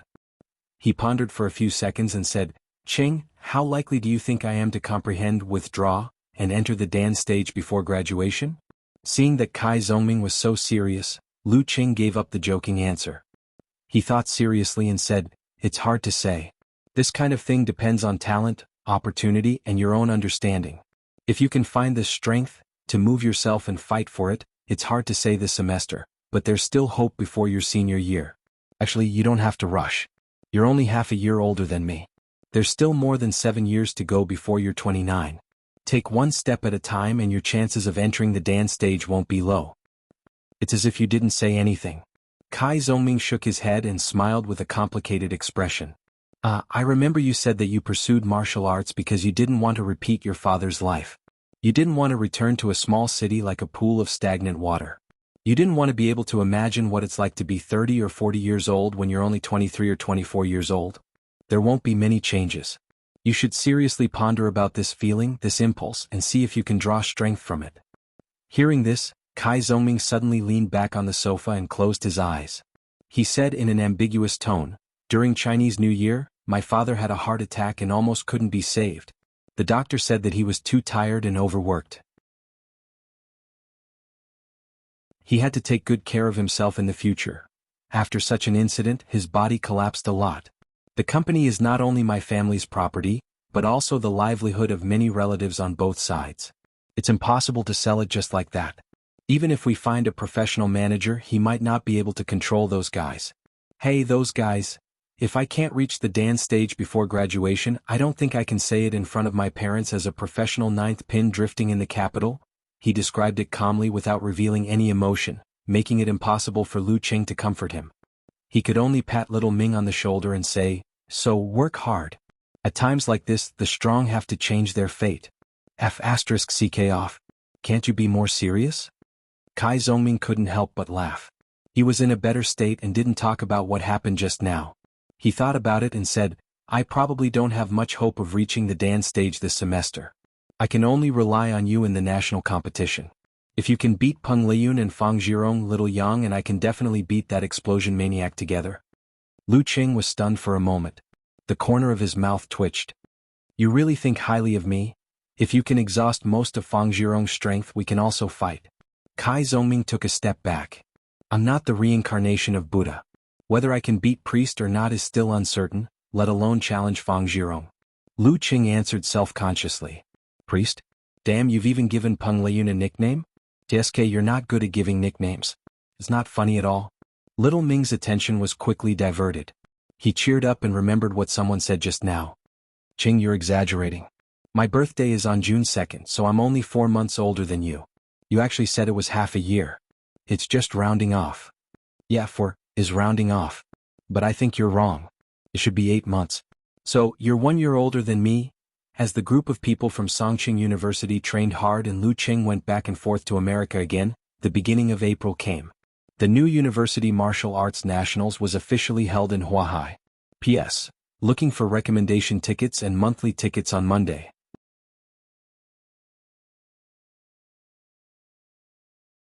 Chapter 532. April 6th, Huahai New Era Martial Arts Stadium. The opening match of the National University Martial Arts Competition officially started. Last year's champion, Songqing University Martial Arts Club, accepted the challenge from Guiyang University Martial Arts Club. In the live broadcast room, the host Lu Chang saw that the usually taciturn Wei Buping was irritated by Kai Zhongming during the conversation and lost his sense of propriety. At the beginning of the match, Wei Buping's continuous attacks failed and fell into a passive position. The more the match went on, the more anxious he became. Lu Chang couldn't help but sigh and laugh. This contestant from Songqing University is quite unique. His partner had changed to the poison milk hierarch He Xiaowei. This internet celebrity stroked his beard and said, "This young man has a bright future. He should learn how to cook from me." Don't say that. I really think he has the talent to make a living as a martial arts commentator. Lu Chang echoed with a smile. Xiaowei, who do you think will be the champion of the National University competition this time? If it's not Shanbei, I'll shave all my beard.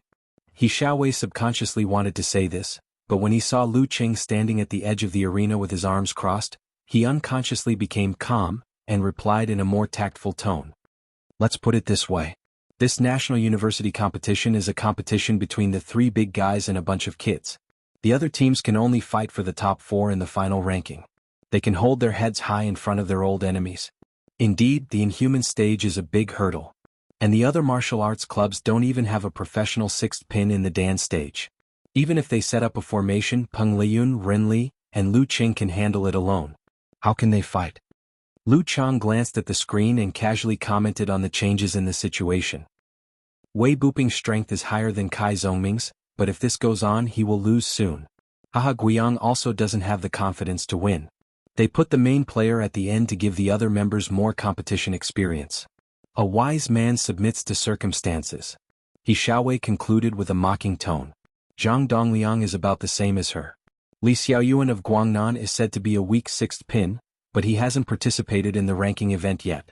Shi Meng, a senior, got a 7th pin certificate at the end of October last year. Su Jialan is very talented, but he has just entered the school and hasn't understood the meaning of withdrawing. The 2 families can compete. However, as you said, it's just a fight for the 4th place. Coincidentally, they are in the same group. Whoever wins will be the first to advance to the next round and avoid Shanbei, Capital, and Songqing in the quarterfinals. Yes. He Xiaowei nodded slightly. Among the top 3, Songqing's other contestants are too weak. Overall, they're a step behind. I don't think they'll make it to the finals unless they're lucky enough to draw Huahai or Guangnan.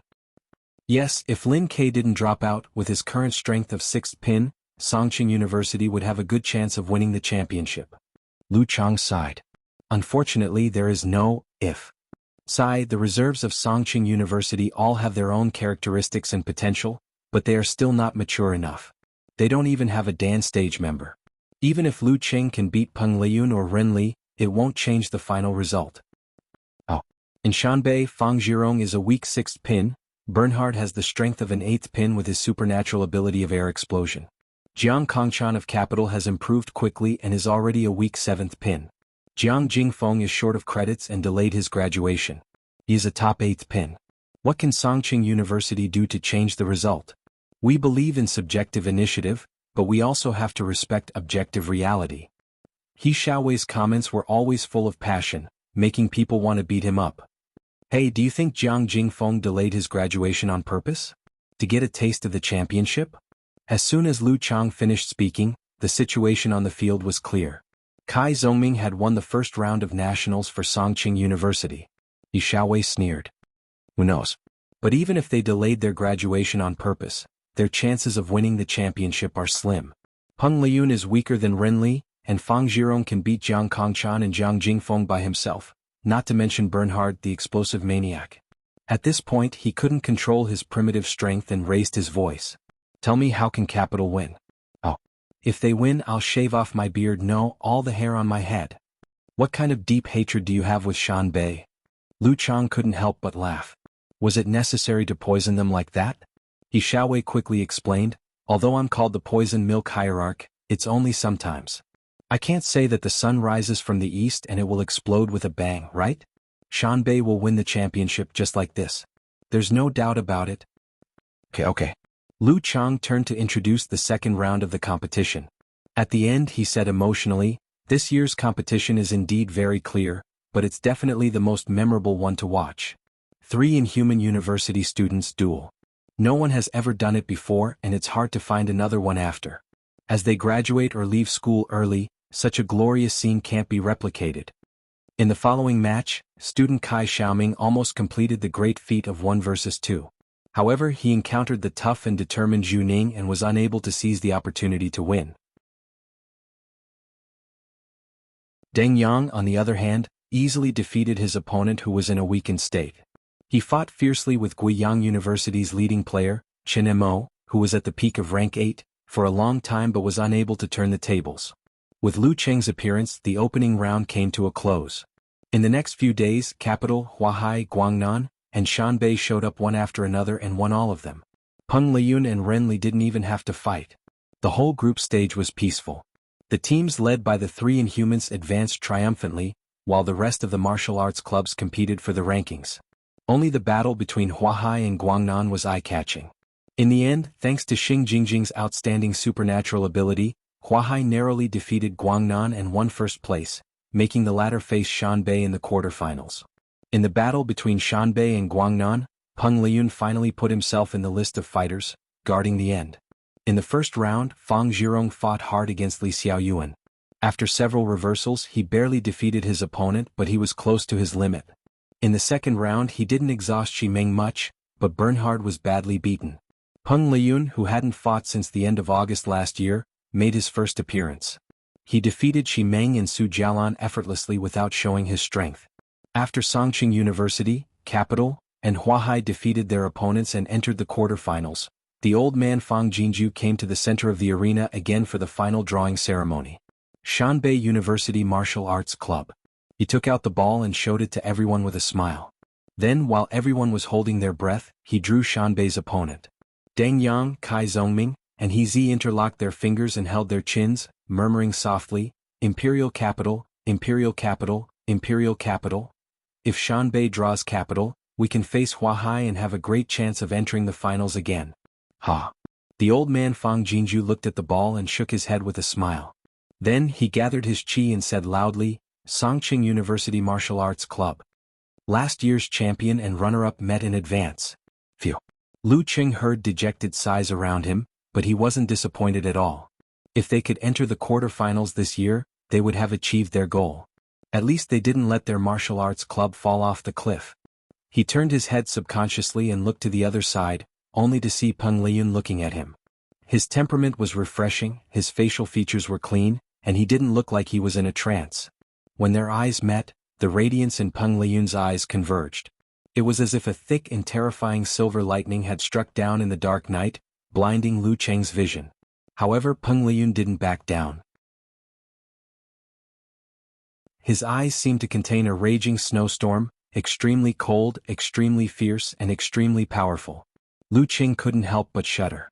After looking at each other and smiling, they both turned back with satisfaction, looking forward to the competition in 2 days.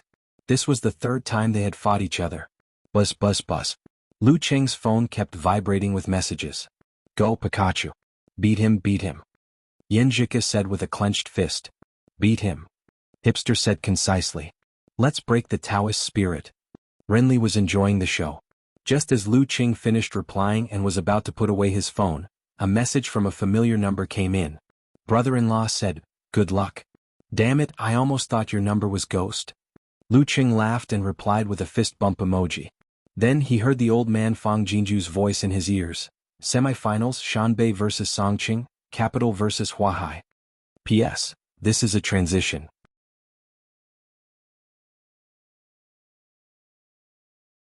Chapter 533. 2 days later at 7 o'clock in the evening, the New Era Martial Arts Stadium was flooded with a large number of spectators. Even though the scalpers had inflated the ticket prices, there was still no lack of people asking for tickets. In just 10 minutes there were many transactions. Even the posters with pictures of Lu Qing and Peng Liyun facing each other while holding hands were very popular. If it weren't for the security guards at the entrance, all the pictures would have been taken away. The big screen in the arena was playing highlights of Lu Qing and Peng Liyun's matches in the past few years. Unfortunately, the most recent highlights were from 8 months ago and lacked their recent performances. This made the spectators even more excited and full of guesses. The spectator stands around the arena had been cleared to prevent damage from the aftermath of the inhuman battle. At the same time, the Huahai city government had specially mobilized a group of martial artists from the police force to stand guard at various key locations to prevent accidents. When Peng Liyun heard the clamorous cheers echoing endlessly outside, he snapped out of his daze in the changing room. He looked around at Coach Huang Qing, Second Commander Fang Zhirong, and the others and said with a faint and clean smile, "I'm not going anywhere. I'll be the first to go." His voice wasn't loud and his aura was gentle. Fang Zhirong was inexplicably stunned and forgot his original thoughts. He nodded in agreement. Instructor Huang Qing, whose hair was completely white, nodded slightly and didn't object. As for Bernhard and the rest, they didn't object either. Peng Liyun retracted his gaze and looked at the TV screen in the locker room, his thoughts drifting. At first, he planned to retire from the university martial arts circle after winning his 3rd championship and compete in professional competitions. Who knew that he would be injured by Lin Ke last year and lose his honor?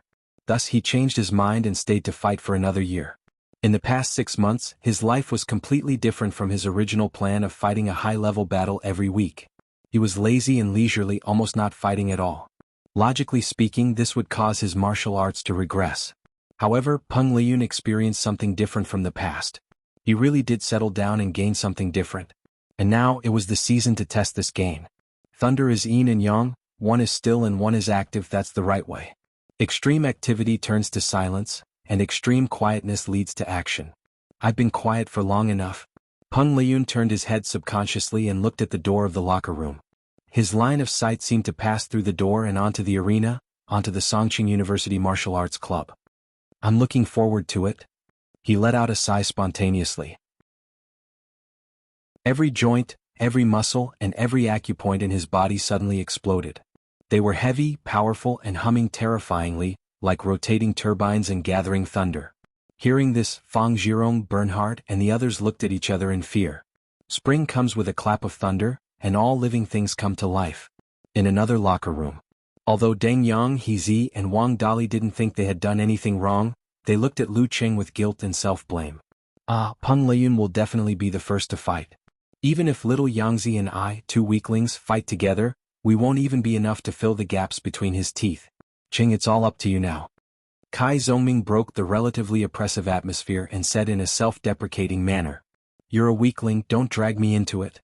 Deng Yang protested. Next year I'll definitely be a mighty one of the Dan stage. Lu Qing listened with a calm smile. He picked up a pen and paper and quickly wrote down the list of fighters in the order of the fighters. Lu Qing, Deng Yang, Kai Zhongming. He passed the paper to Yan Shaoling beside him and said with a slight smile, Sorry to trouble you. Li Xiaowen found a very good job and went to the company for an internship in February. The menial work of the martial arts club was basically handed over to a self-proclaimed reliable sophomore girl. Yan Shaoling took the list of fighters and nodded excitedly. She rushed out of the door. After a muffled bang, she squatted down with hands on her forehead, eyes full of tears. Who didn't close the locker door? Are you okay? Mu Jingyan asked with concern. He Zi scolded with disappointment. Don't you watch where you're going? Yan Shaoling looked up with grievance. Normally with my height I shouldn't have hit that spot. Everyone was speechless and almost burst out laughing. The heavy atmosphere was swept away. How many centimeters taller are you today? Yi Zi asked without thinking. Yan Shaoling was enlightened. she slapped her thigh and said, "Oh my God, so that's how it is." Everyone couldn't help but laugh as they watched the short, petite figure flash out of the locker room. King retard. Out of the door, Yan Xiaoling paused. She didn't rush to the supervisor station. Instead, she took out her phone, entered the forum, and posted a post. "Ah, he smiled at me. Ha, he said sorry to trouble you. F***ck, are you crazy?" Unparalleled Dragon King, and the others were shocked. "Not crazy, I'm a love-struck fool." Brahmin rolled on the floor. "But I'm so envious." In the locker room, Lu Qing shook his head with a smile. He closed his eyes and suddenly recalled every detail of the past 6 months. Strolling in the rain, encountering gods in the void, self-reflection, ambushing Butcher, suppressing him with precision from start to finish, attacking Mizuki's fleet, grasping the perfect timing, daily life at home, warm and sweet, meaningful and lasting, studying physical invulnerability secret arts in the underground of the Ice God sect, gaining insights and comprehending by analogy, after leveling up, facing Brandon and familiarizing himself with new techniques, pondering every day, practicing diligently, finally getting Lament of the Ice Queen ready for actual combat. Various scenes replayed in his mind. Finally, they merged into a furnace and ignited a burning desire for battle. After 8 months, it was time for him to give it his all again. "I can't wait." Lu Qing suddenly opened his eyes and looked at the door. The temperature in the locker room seemed to have dropped to freezing point, making the unprepared Kai Zhongming, Deng Yang, and the rest shiver. But when they touched the skin on the back of their hands, they realized that the temperature didn't change. Everything that happened before seemed to come from the mind, from the heart. In the live broadcast studio, the host, Lu Chang, looked at the scene in the stadium and sighed. "Everyone is so passionate. This match is indeed worth looking forward to. Just the gimmick of a battle between the heavenly sons of the era is enough to attract people, not to mention the fact that both Lu Qing and Peng Liyun are bursting with popularity." He Xiaowei chimed in with a smile. "Also, this is the first time they are on the same level, fighting at the peak of their strength. In December 2 years ago, Peng Liyun was almost 1 rank higher than Lu Qing, and he quickly defeated Lin Ke in advance. In April last year, Peng Liyun was seriously injured by Lin Ke's self-sacrifice and was not in his best condition. Now the participants of the two sides had been decided. Lu Qing and Peng Liyun would no longer be disturbed by other people, and they were finally at the same level, an evenly matched peak competition. Yeah, this reminds me of the words top of the Forbidden City.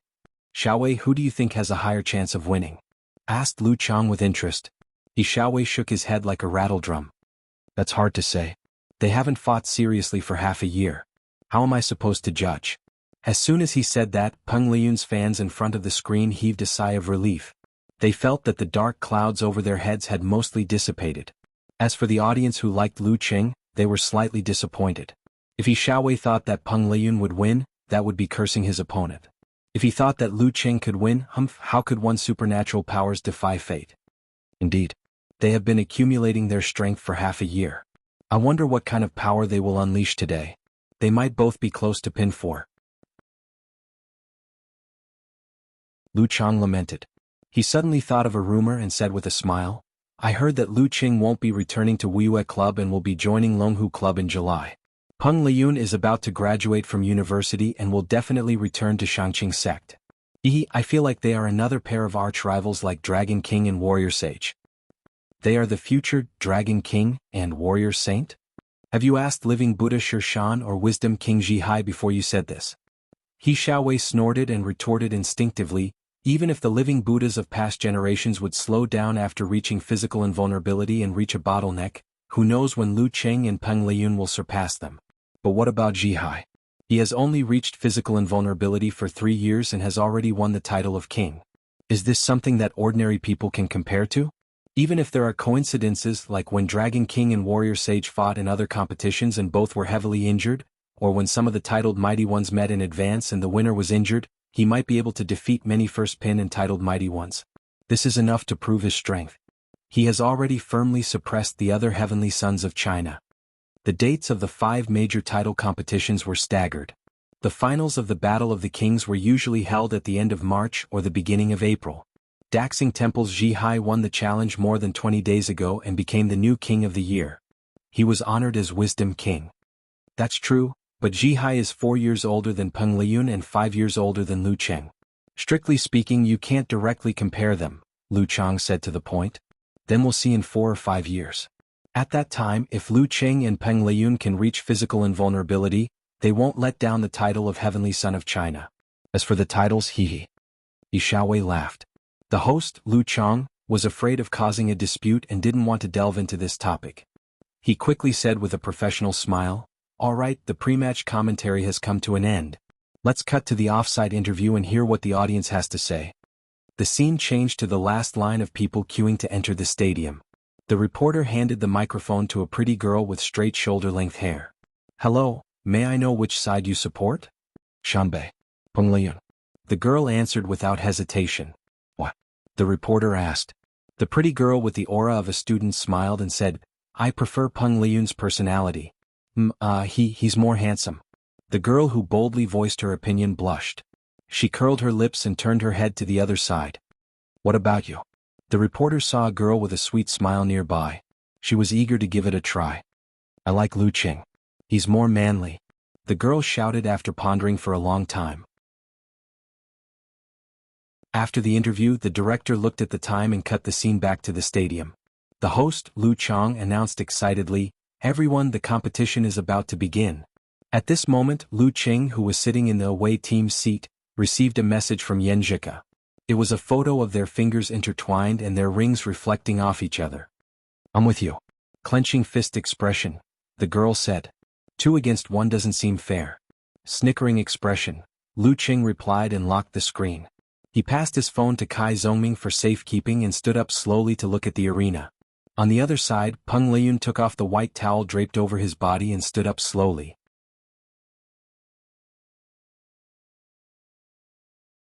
Chapter 534. Lu Cheng. Peng Liyun. All of a sudden the sound waves exploded. Countless spectators raised their arms and shouted the name in their hearts at the top of their lungs. It was as if a forest had suddenly grown around the stadium and a fighter jet had swept past. Lu Cheng didn't unleash his aura. He walked along the aisle at a moderate pace and slowly climbed the stone steps. He stood on the left side of the referee. At the same time, Peng Liyun also walked into the arena calmly. It was as if he was waiting for the battle to officially start before he unleashed his accumulated strength, imitating the horror of a flood breaking through a dam. Their eyes met and they smiled. Both of them had grasped the other's thoughts. The referee with a half-beard looked left and right. When the electronic clock struck the hour, he raised his right hand and announced loudly, "Talk time begins." Peng Liyun lowered his waist and his body seemed to sway with a natural rhythm. As he swayed, Lu Cheng couldn't find any flaws. He looked over and smiled faintly. "I've been waiting for you for a long time." "Me too." Lu Cheng smiled casually in response. For the next 2 minutes, neither of them spoke again. They were both counting down the time in their hearts just like a race car. 2 minutes, 1 minute, 30 seconds. Peng Liyun's body emitted a low turbo pressure sound. It was slow and drawn out, with pauses and pauses. It made people feel what it meant to be ready to go. 10, 9, 8, 7. Lu Cheng's muscles and fascias tightened. The exchange of hot and cold in his body seemed to be brewing into a terrifying eye of a storm. 3, 2, 1. Begin. As the referee swung his right hand down, Peng Liyun's waist sank and reversed in an instant. The sound of turbine compression exploded in unison. His entire body pounced out like a bolt of lightning. His steps made the arena shake rapidly, and the muffled sound of his steps rolled in the hearts of everyone, like the first thunderclap of the arrival of spring. His shadow was still there and the shaking hadn't stopped. However, he had already crossed more than 20 meters and appeared in front of Lu Cheng in a flash. Lu Cheng's back turned sharply and his muscles swelled. He completed the turn in an instant and circled to the side. He broke through the air barrier, stirring up a strong wind as he smacked his opponent in the face. Bang! The wave, that was strong enough to send a grown man flying, came at him. Peng Liyun pulled his left arm and raised his palm to block his face. At the same time, the silver light in his eyes fell and his muscles flashed. His right shoulder shook violently, and his arm swelled up as he swung it to the side in a condescending manner. Lu Cheng straightened his back, clenched his right fist and blocked the attack. Then he would follow up with a crushing punch with his left hand and a low knee kick to gain the upper hand. However, in the reflection of his ice mirror, Peng Liyun's muscles and fascia were completely different from when he was exerting force. It was similar to the situation when he was performing the simplified version of the fighting formula. There was a problem. Lu Cheng's heart skipped a beat. The two large muscles on his back suddenly bulged and pulled his right arm up. He clenched his fist and punched out. It was as if he was blocking, and guiding. Bang! As soon as the two of them made contact, Lu Cheng could feel his opponent's extraordinary strength. If he took it head-on, his arm would definitely be knocked away and he would be knocked backwards. His clenched fist suddenly stretched out, and his palm moved diagonally from the bottom to the top. He skillfully diverted Peng Liyun's attack, and although it seemed as if it was as light as the wind, it was actually a very dangerous parry. Peng Liyun took advantage of the momentum to turn his body. He raised his left arm again, and in the flash of an electric arc, it swelled and hammered downwards. The basic martial arts of the Thunder Sect, lightning and fire stance, could stimulate the tailbone and cause an outburst. At the high-ranked Dan stage, there would be a corresponding advanced version of the secret art. After Peng Liyun comprehended Heaven's golden flame, he simplified many of the steps and used pure electric shock to injure the body with extremely strong control. He obtained a technique that weakened the effect but allowed him to use it faster. Bang! Bang! Bang! He swung his arms, and in the flash of electric arcs, he hammered down ferociously. This caused the surrounding air to condense into layers of dark clouds that weighed down on Lu Cheng's heart, bringing about a terrifying mental deterrence. This also caused the audience to have an inexplicable hallucination. It was as if Peng Liyun had transformed into the god of thunder with a giant hammer in his hand. His upper body was bare, and his bronze muscles were wrapped in electric arcs. Amidst the sweat dripping down his masculine and powerful aura, he swung and smashed again and again. It was completely different from his usual style, and it was refreshing. Lu Cheng didn't dare to be careless. He immediately circulated his qi and blood to stimulate the corresponding parts of his body. Simplified fighting formula. His muscles bulged and he pulled back his arm in a fighting posture. His fist shot out like lightning towards his opponent's giant hammer. He was going to meet force with force and meet force with force. Boom, boom, boom. He exploded 3 times in a row and bounced back 3 times, stirring up an invisible airflow that turned into waves. The electric arcs flickered and splashed everywhere. Boom. Their arms propped up their sleeves, and their muscles looked like they were about to explode. Peng Liyun's explosion was still slightly inferior to the secret technique. His body shook and he took a step back. Just as Lu Cheng was about to take the opportunity to stretch his back and launch a series of attacks to bring the rhythm into his control, he suddenly put his palms together. It was as if he was about to unleash the thunder blade with a thunderous boom. Lu Cheng shifted his center of gravity and immediately turned to the right in an attempt to avoid being struck by lightning. However, Peng Liyun's strike didn't make any sound. Instead, the sound of a vortex spinning madly in his body sounded again. A huge and strange suction force appeared out of thin air, pulling Lu Cheng to the front. In the previous hammer strike, he had secretly left electric arcs, accumulating a layer of single-attribute electric charge on his opponent's body. Now that north and south were attracting each other, it came in handy. Thunder begets magnetism and magnetism begets force. After the suction, Peng Liyun pulled his palms apart, pulling out a silver-white electric snake as thin as a cicada's wing. It was blinding. Pseudo-cloudless thunder blade. However, Lu Cheng seemed to have been prepared. Just as he was pulled forward, he took advantage of the momentum and squatted down. Not only did he dodge the instantaneous electric light in time, but he also threw a punch at his opponent's waist. How could he, who had stepped into the realm of encountering gods in the void and self-reflection, not notice the layer of electric charge on his body? He had been holding back all this time to create an opportunity. Bam! The two of them were less than half a step apart. Before the crisp sound faded, the punch was already close. Cold sweat beaded on Peng Liyun's forehead as he reversed the vortex. The humming sound erupted again. Lu Cheng's punch was getting slower and slower, as though he was caught in a repulsive force field. However, at this moment he snapped his fingers and opened them, shooting out streaks of crystal clear and cold ice soul brilliance. Breaking through the surface with a single point, the force field was penetrated. Seeing that the cold streaks were about to reach his body, Peng Liyun, who didn't feel that everything was fine after reversing the vortex, pulled his spine and pulled his body diagonally backward. The streaks of white streaks brushed past him and covered the surface of his clothes with a layer of frost. Lu Cheng bounced his waist and stood up. Striding forward, he clenched his fist and launched a forward charge attack. Peng Liyun extended his palms downwards and crossed them into a net, firmly blocking the attack. Lu Qing didn't manage to land a hit, so he took advantage of the situation and turned around, his back facing his enemy. Then he swung his elbow backwards and struck fiercely. With a crisp sound, Peng Liyun's raised arm was swung away helplessly. Once again he took a step back. Lu Qing had already turned around. He retracted his qi and blood and immediately exploded them. He was about to launch a series of explosive attacks with the precision of a ruler. Left eye soul technique, right emperor yen technique. Alternating, never-ending attacks. However, at this moment, Peng Liyun lowered his waist and swung backwards. Amidst the shaking of the arena, he made a flash attack backwards and dodged 30 meters away, close to the edge. Crack. Lu Qing's explosive Dan force rushed to his feet, causing the surrounding green bricks to soften into powder. Using the terrifying rebounding force, he spread his wings and leaped forward. In the blink of an eye, he had closed in on his opponent. Rumble, rumble, rumble. Peng Liyun displayed his body movements and made a series of turns, stirring up gusts of strong wind, not giving his opponent a chance to gain momentum. Lu Qing vaguely understood the key point of their fight. On the surface, it looked like they had the upper hand, but in fact, it was a battle of rhythm. The one who could interrupt and destroy the other's momentum and control the changes of speed would have the upper hand and a chance to accumulate victories.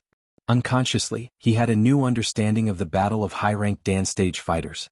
After several turns, he still couldn't get rid of his opponent. However, Peng Liyun took the opportunity to complete the outline of the Green Jade Talisman book in his mind. He condensed a thunder snake in his palm and released a powerful bolt of lightning that turned from green to purple. Simplified physical invulnerability move, Thunder Seal, revealed. With the help of the ice mirror, Lu Qing had already sensed it. He pulled his waist and back, swung his center of gravity and dodged to the side. The lightning struck the ground of the arena, leaving a long, meandering charred mark like a big tree. Peng Liyun immediately counterattacked when his opponent's rhythm paused. He lowered his qi and blood and condensed them into a single point, in exchange for a violent explosion and ferocious rush. Bam! He took a step forward, his right arm swelled and punched. His fist was covered with a layer of silver-white thunder snake, as if he was wearing an exaggerated thunder glove. It was heavy, strong, and fierce. Lu Qing followed up with force concentration. He pushed his feet together and rushed forward with the heart-drilling hammer, blocking his opponent's fist. Boom! The explosion broke up the electric arc and the impact caused a shock. The two fighters were evenly matched. One was slightly paralyzed, while the other's qi and blood were slightly disturbed. Bam! Bam! Bam! Peng Liyun kept punching with his fists. When they were evenly matched, he suddenly turned his body and pulled back his leg, creating another bolt of lightning. Boom! Boom! Boom! His whip leg followed by a knee strike followed by an arm flick followed by a reverse swing, and a reverse swing followed by a hammering with the other hand. The series of attacks flowed smoothly. Every strike burst out with Dan force, spewing out thunder snake illuminating the arena. In the eyes of the audience, Peng Liyun was like the thunder god swinging his hammer in the beginning. Now he had turned into a bolt of lightning, striking again and again, blurring the audience's vision. The Nine Tribulations chain was shockingly powerful. Lu Qing's spirit was shaken and shook.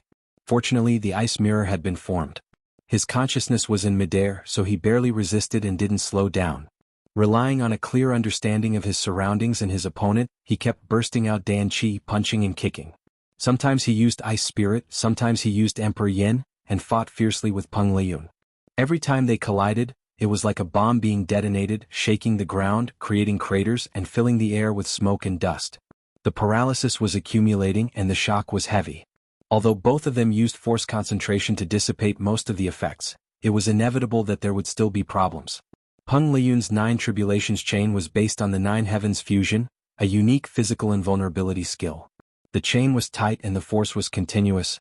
Even if Lu Qing used 24 blizzard strikes, he was gradually at a disadvantage. Boom! Just as they finished another fist collision, Peng Liyun suddenly pulled his fascia, flicked his joints, and made a rapid attack with overlapping afterimages. Machine God Fist. He took the initiative to control the speed of the change in rhythm. But just as he made the adjustment, Lu Qing swayed his center of gravity backward, pulled his waist and swung away under the pressure of the fist wind.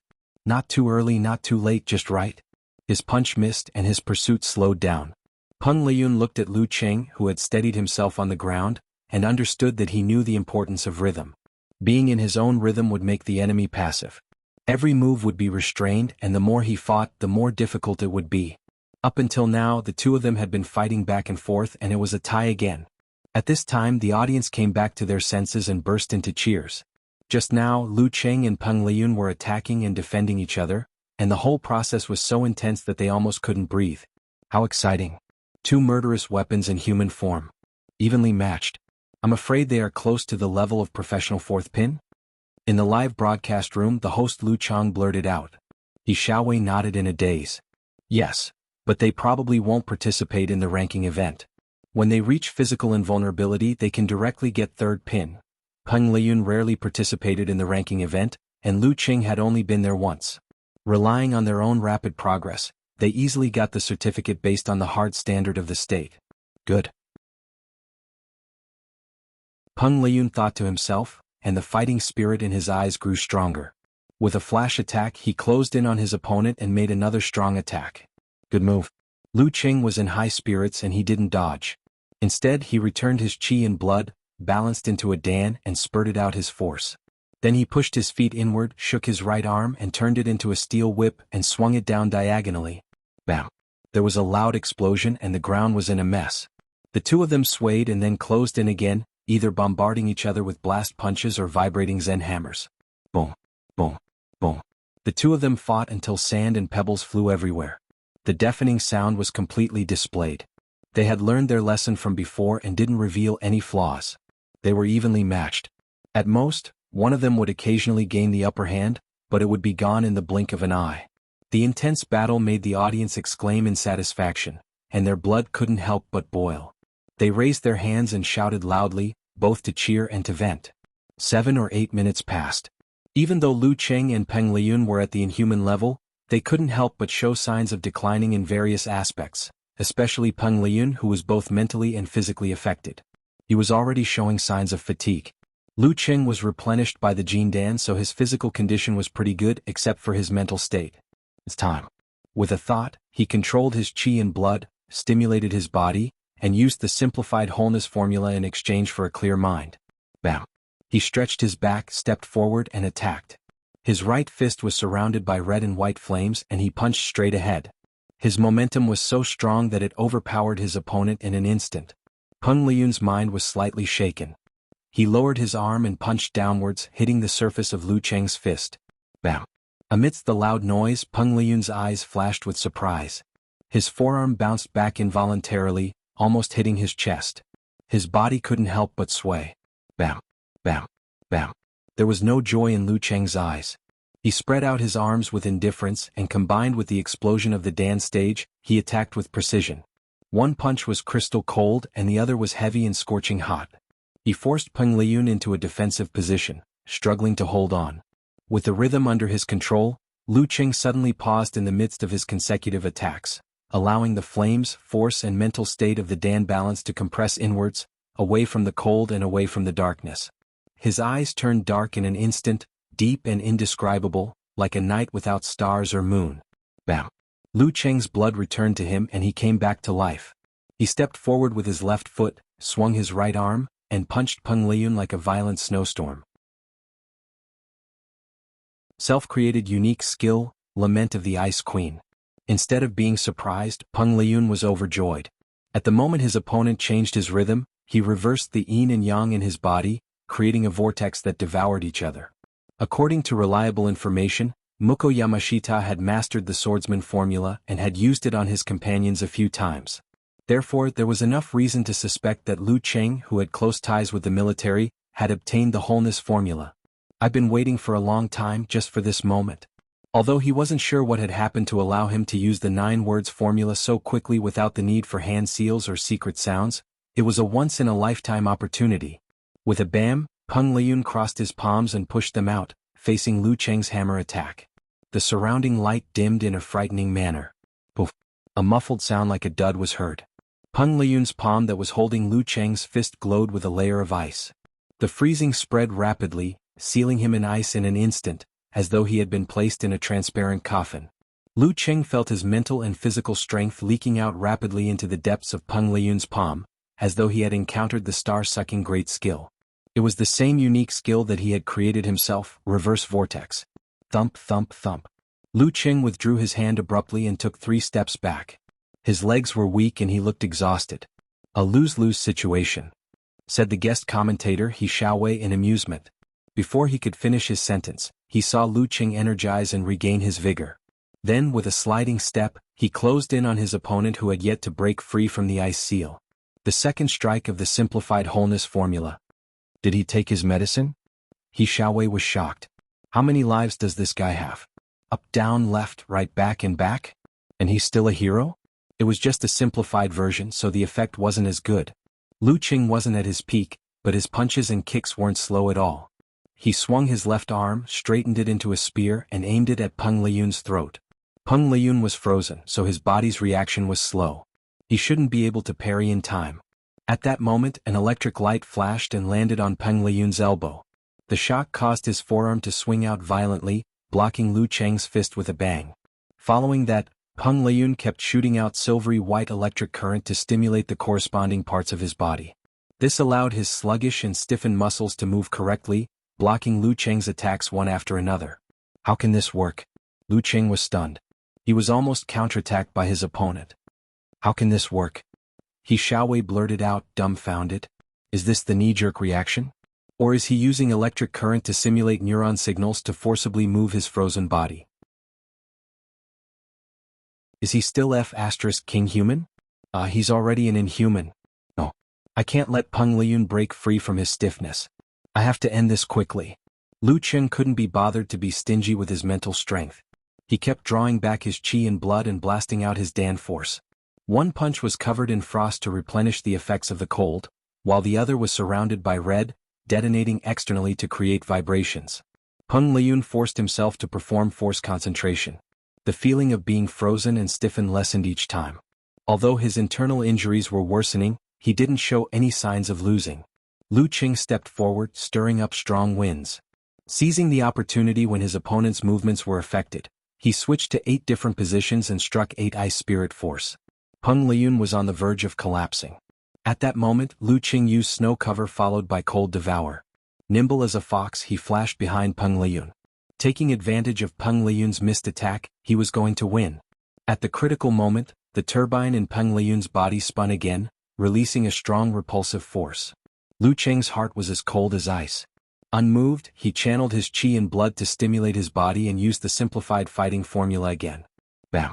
He retracted his arm and swung it out with his bulging muscles, breaking through the air barrier and breaking through the force field. Then he swung his arms and struck continuously with zen, not giving his opponent a chance to catch his breath. Bam bam bam. Peng Liyun's chi and blood churned and his muscles twitched. Affected by the electric current, his limbs became sluggish. Exhausted, Lu Qing paused for a moment and used the simplified wholeness formula one last time. Invigorated, he took a step forward and struck with a zen punch with his left fist. Peng Liyun was wobbling, his internal organs on the verge of rupturing. Bam! Lu Qing didn't hold back. He continued visualizing and raised his right arm. Severe warning. Peng Liyun's body was so sluggish that it was difficult for him to dodge.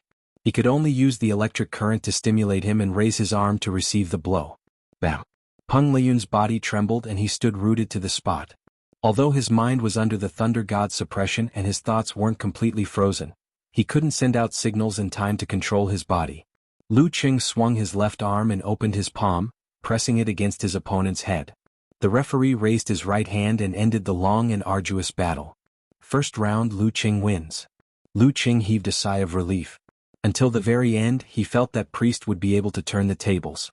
Once his momentum dropped, his spirit withered. In terms of other aspects, he was still slightly inferior to Peng Liyun. Moreover, the simplified wholeness formula's effect was getting worse with each strike. If his opponent could withstand 3 more strikes, he would probably be the one to lose. Of course, priest's energy consumption wouldn't be much lower than his. Even if he could break free from the effects of paralysis, he might not be able to seize the opportunity to win. Victory was only a hair's breadth away. Peng Liyun recovered, stared at Lu Qing and blurted out, "Encountering gods in the void?" "Yeah." Lu Qing nodded calmly. "Impressive. Peng Liyun praised. With great difficulty he turned and left. He shook his head and smiled as he walked. He didn't feel dejected, only the urge to try again. The surrounding audience came to their senses and applauded enthusiastically.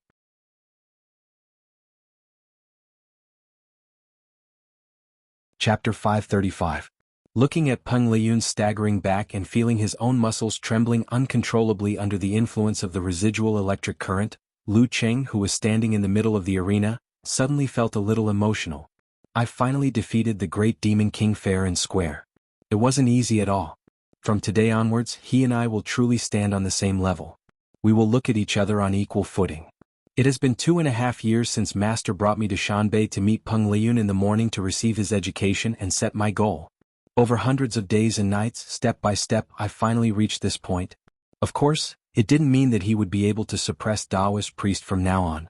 He could sense that even with the use of secret techniques, the difference between the two of them was only a hair's breadth. If he hadn't misjudged the situation and carelessly clashed with the lament of the Ice Queen, the outcome might have been completely different. And at the current stage of the advancement of the inhuman level, every step forward would be extremely difficult.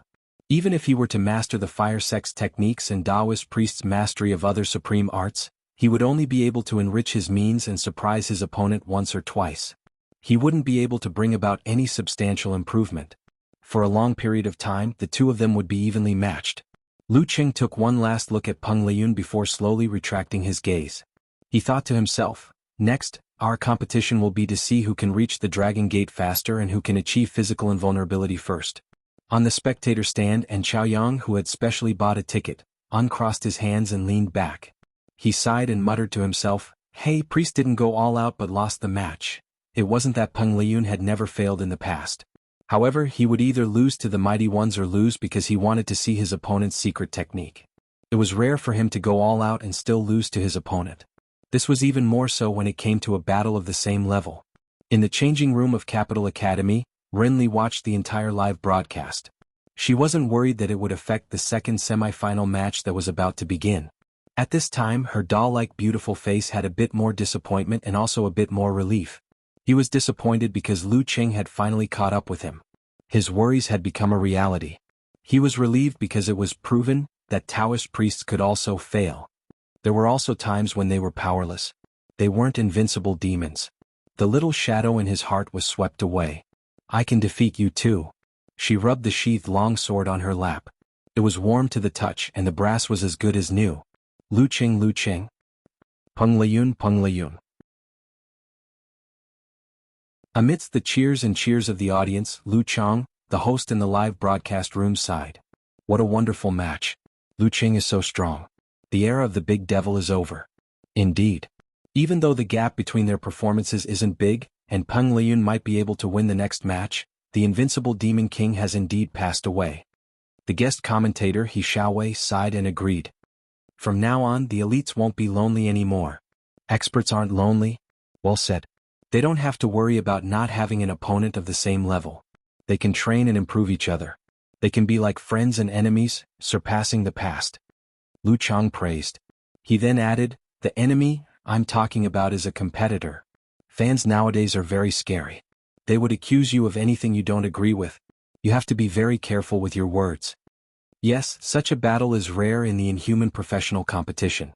Everyone can always reminisce about it. When the time comes, Lu Chang and I will come up with a detailed commentary version. It won't be like just now where you can't catch up with the rhythm after a slight pause. Haha, if everyone wants to watch the replay now, our White Jade Hall video supports online replays and slow acting. He Xiaowei helped his partner to advertise. Lu Chang nodded his head slightly in satisfaction. He then sighed. It's a pity that Lu Qing is going to enter the professional competition as an intern in his 4th year. Otherwise, he would be an unshakable super demon king in the next university martial arts competition. What's the point of bullying a primary school student? Without Peng Liyun, Renli, and opponents of similar strength, what's the point of bullying noobs? It's a waste of time, a waste of life. He Xiaowei said with a smile. Lu Chang thought for a while and answered seriously, "Personally, I have to admit that bullying noobs is really interesting." As he spoke, he laughed. He Xiaowei couldn't help but laugh as well. Alright, the second round is about to begin. Let's see how much strength Lu Qing has left and whether he can still create a miracle. After a few seconds, Lu Cheng's face turned serious.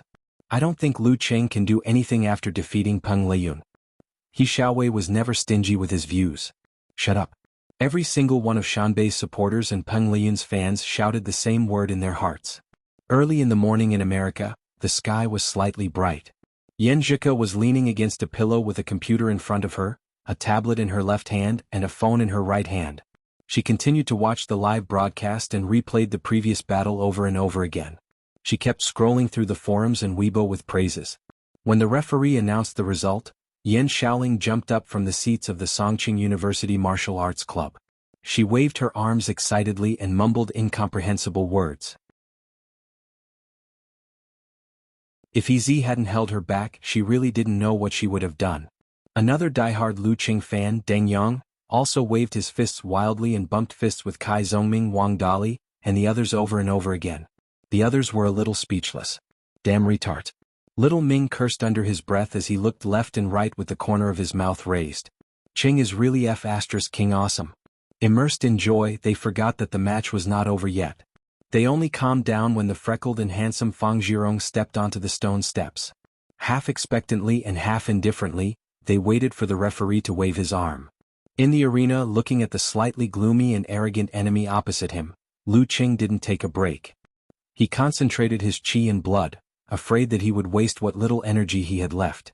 Although this would cause his body to be continuously numbed and stimulated by the electric current, when the battle officially started, he could neutralize and attack during the match. Looking at Lu Cheng's slightly twitching body, Fang Zhirong didn't dare to be negligent. He got into a stance and concentrated. Lu Cheng was indeed close to his limit and was severely affected by the electric shock. However, a starving camel is still bigger than a horse. A struggling beast is equally ferocious. The referee didn't wait.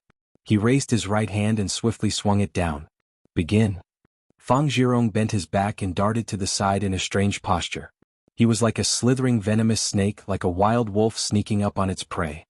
His body seemed to darken as though he was leaving a black shadow behind him. He wanted to circle around his enemy and wait for a chance to deliver a fatal blow. Lu Qing took a deep breath and endured the numbness and soreness in his muscles. Using his powerful control of self-reflection as the pivot, he pounced forward with a bang. He instantly went from a standstill to high speed.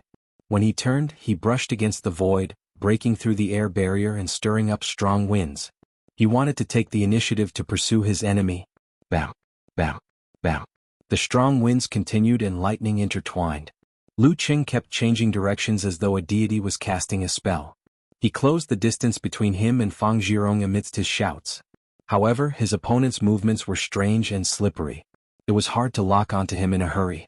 At this moment, Lu Qing focused and outlined the ancient character.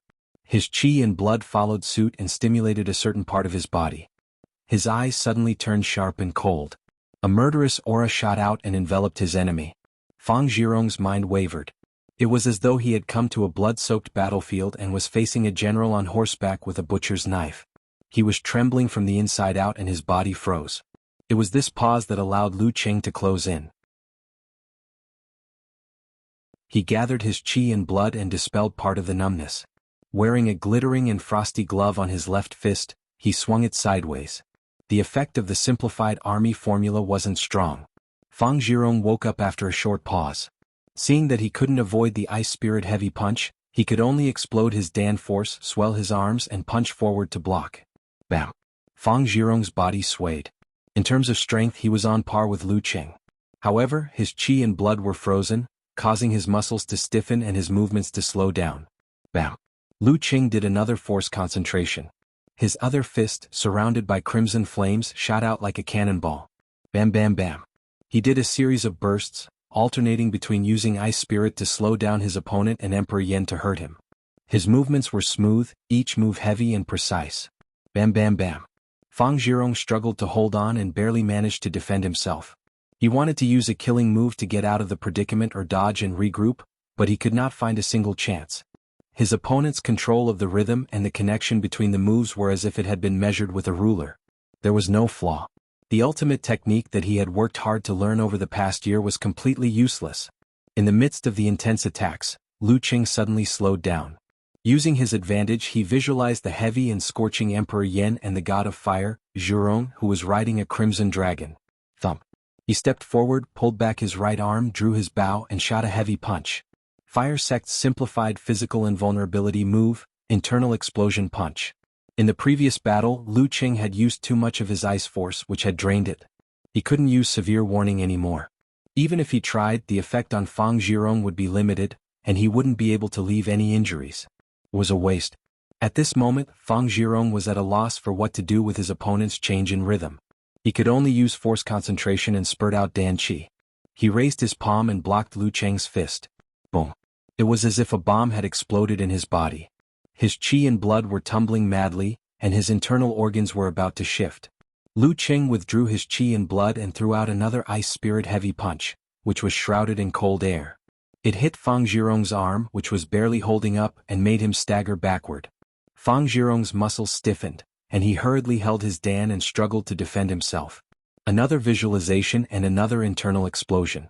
Expressionless, Lu Qing took a step forward, raised his right fist, and smashed it down heavily on his opponent's raised arms. Boom. Fang Zhurong's eyes, nostrils, ears, and mouth were all red. His qi and blood were tumbling so much that it was difficult for him to circulate them. His internal organs were severely injured. Lu Qing withdrew his force and tried to throw another ice spirit punch. However, his head was suddenly dizzy. His spirit had reached its limit. Before he could use force concentration, his condensed qi and blood dispersed. Fang Zhurong was stunned at first. Then he seized the opportunity to suppress his injuries. He stretched his back and swung backward, covering more than 10 meters in one leap. That wasn't the end. He made a forceful turn and dodged to the side. Lu Qing felt it was a pity. He tried to catch up with him and try again with a normal attack. However, as soon as he took a step, he felt the world spinning around him. He almost fell and could only stand there helplessly. When he made his move, Fang Zhurong was like a bird startled by the twang of a bow. He swung his center of gravity and hurriedly retreated, as if he was scared out of his wits. Lu Qing couldn't help but break into a smile. Once he started laughing, he couldn't stop. It was because of Fang Zhurong's overreaction and the satisfaction of defeating Peng Liyun. Haha.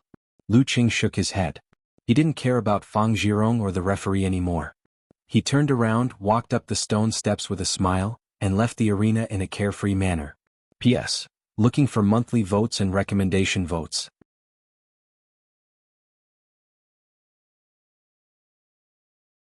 Chapter 536. Second round, Fang Zhurong wins.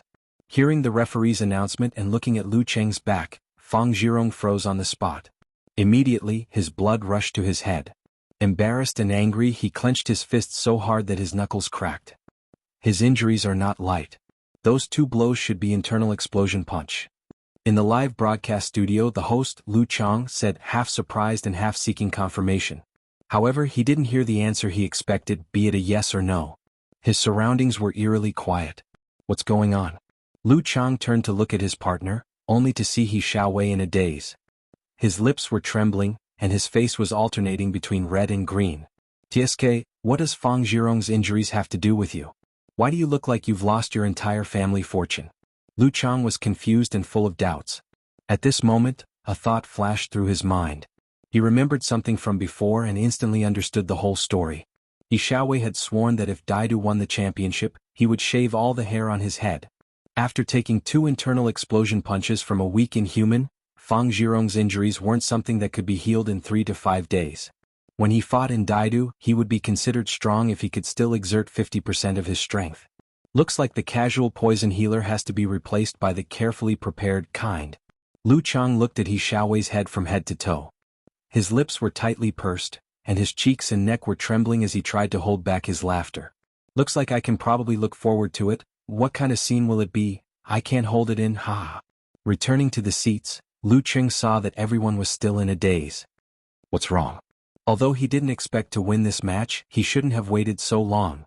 Kai Zhongming's mouth twitched. Have you ever considered us? What's the situation? Lu Cheng was confused. If you say you lost, then you lost. Why are you laughing? Little Ming pointed at Fang Zhurong in the arena. Look at him. He's obviously holding back his anger. He'll definitely vent it on little Yangzi and me and torture us. Even if that guy is seriously injured and weakened in all aspects, he's still not someone a top 9th pin fighter can challenge. Lu Qing came to a realization. He solemnly extended his hand and patted Talker's shoulder. Don't worry, there's a referee. Kai Zongming was so angry that he laughed. You might as well not have said anything. It made one's calves tremble even more. At this moment, Deng Yang put on an expression as if he was not afraid of death. He bumped fists with Lu Qing and the others one by one and walked towards the ring with his head held high. After watching him walk a few steps forward, Lu Qing took back his phone and shared his joy with Yan Zhika. Walking up the stone steps, Deng Yang stood in front of Fang Zhirong, who had just performed a force concentration to reduce the effects of his internal injuries. He saw his enemy's gloomy face and furious black eyes. He couldn't help but shudder.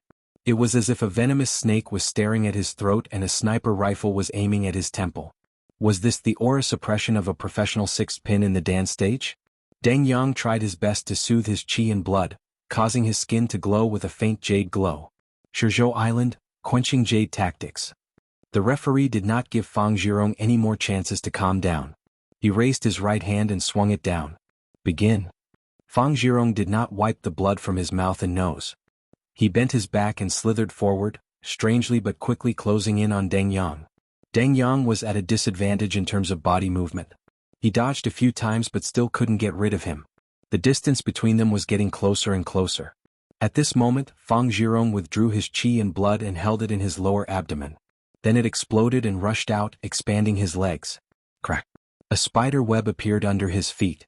He pounced and closed in on Deng Yang, punching with his right fist. Deng Yang took a deep breath and expanded his temples. He raised his arms and made the most conservative parry. Suddenly, two muscles on Fang Zhirong's back bulged like butterflies. He pulled his spine to the side and changed his direction. He dodged to the side of his opponent in one step. Bam! He stretched out his left palm and opened his 5 fingers. They were shining with a dark light, like terrifying poisonous fangs. Deng Yang was used to this move and had lost his balance. Seeing that it was impossible to dodge, his face turned pale. He clenched his teeth, bulged his biceps, tightened his sleeves and took the initiative to swing diagonally. Rip.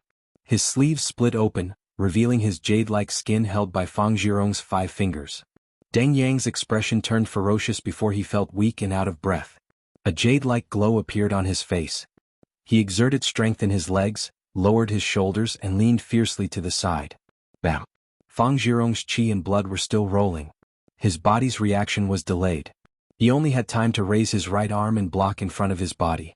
Deng Yang, who was counterattacking, hit him head-on. Fang Zhirong's arm trembled as he firmly resisted the blow. Fang Zhirong's qi and blood stagnated, and his internal injuries almost exploded. In the live broadcast room, he Xiaowei swayed as if the Iron Mountain Lean had actually hit him. Deng Yang's dark poison force was activated. His strength disappeared and he had difficulty breathing. He could only lower his head and gasp for air. The difference in their realms was too great, so the effect was naturally amazing.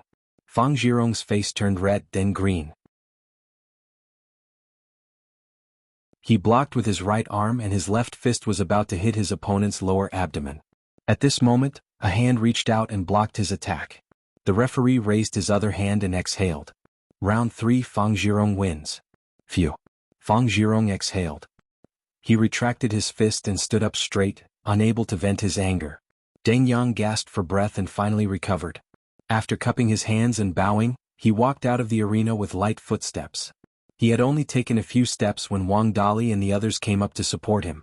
Go to the emergency room and get some oxygen? Lu Qing suggested. Yeah. Deng Yang nodded slightly. He panted and smiled bitterly. I tried my best. Well done. Lu Qing praised from the bottom of his heart and extended his fist. Deng Yang raised his hand weakly and bumped it with Lu Cheng's. The ceremony was completed and he was sent to the emergency room. Kai Zongming, who was beside him, gasped and looked at Lu Cheng. Can I forfeit? What do you think? Lu Cheng looked at him amused. I think you can. Kai Zongming didn't want to lose with words. He gritted his teeth and said with a twisted expression, Do you think I'm scared? What's there to be scared of? There's a referee anyway. He took a valiant and spirited stride forward, approaching the stone steps with an imposing manner. Just as he was about to ascend the arena, he calmed down his expression, hiding a smile, and was calm and composed. Yes, I'm in the live broadcast area. I can't show my unhandsome side. Kai Zongming trembled when he came to the center of the arena and was stared at by Fang Zhirong. He hurriedly calmed his mind and comforted himself by muttering to himself, "Just a dead man, just a dead man." Fang Zhirong vaguely heard what he said. The veins on his forehead bulged and he almost couldn't stabilize his injury. The referee was almost amused. He shook his head and raised his hand. "Begin." Crack. Fang Zhirong made a forced concentration right at the start of the match. He pushed off the arena with both feet and lunged at Kai Zongming at lightning speed. His vision blurred and his enemy was already close. Kai Zongming tensed up and followed his plan. He braced his feet and raised his arms to block. His two hands grabbed each other's cuffs in a weird posture. Bam! Fang Zhirong opened his 5 fingers and was about to grab his enemy's forearm. At this moment, 2 tearing sounds were heard. Kai Zongming tore off his sleeves and used the fabric of his clothes as a flag. He expanded his airflow and wrapped it around Fang Zhirong's palm. He countered with softness. Then he flicked his elbow and threw his forearm at his opponent's face. He was ready to launch a second attack with his knuckles. Fang Zhirong's face darkened. He pulled his shoulder and lifted his other arm, staining the edge of his palm with a touch of green. Bam! He flipped his palm and hit his enemy's bare arm. In an instant, Kai Zongming felt the pain of thousands of arrows piercing his heart, knives scraping his bones and needles stabbing his fingers. He instinctively hugged his arm and screamed. Cold sweat beaded on his forehead. His face was pale and he looked like he was about to faint. The 27th move of the Plague Sect, Scorpion Tail Needle. This was a unique skill that magnified pain. Fang Zhirong took the opportunity to raise his waist and knee forward. The referee raised his leg in time and blocked the attack. He raised his right hand and announced, "Round 4, Fang Zhirong wins." Final result, Shanbei University Martial Arts Club wins. Fang Zhirong took a deep breath and calmed down a little. He raised his hands and applauded to the audience who had supported him. Kai Zongming was in a daze. He walked down the arena in a daze. Every step he took seemed to be extremely painful and drained of all his strength. When Lu Cheng and Wang Dali supported him, he recovered and felt the pain begin to subside. He spoke for the first time, F***CK. It F***King hurts. I'm relieved that you're alive and kicking. Lu Cheng chuckled and asked casually, "How did you feel just now?" "Feel? I'm F***King doubting my life." Little Ming replied with a rich expression. The first round of the semi-finals was over. Songqing University was eliminated. Shanbei University advanced to the finals for the 4th time in 4 years. Lu Cheng and the others were mentally prepared for failure. They weren't too sad but they felt a little disappointed and had mixed feelings. After watching Ren Li show her invincible power and lead the Capital College Martial Arts Club to the finals, Songqing University's group took the bus back to the hotel. As soon as they entered the lobby, Lu Cheng saw a middle-aged man in a suit walking towards them with a smile on his face. He wore gold-rimmed glasses and had an elegant temperament. He introduced himself, "I'm the representative of the Longhu Club."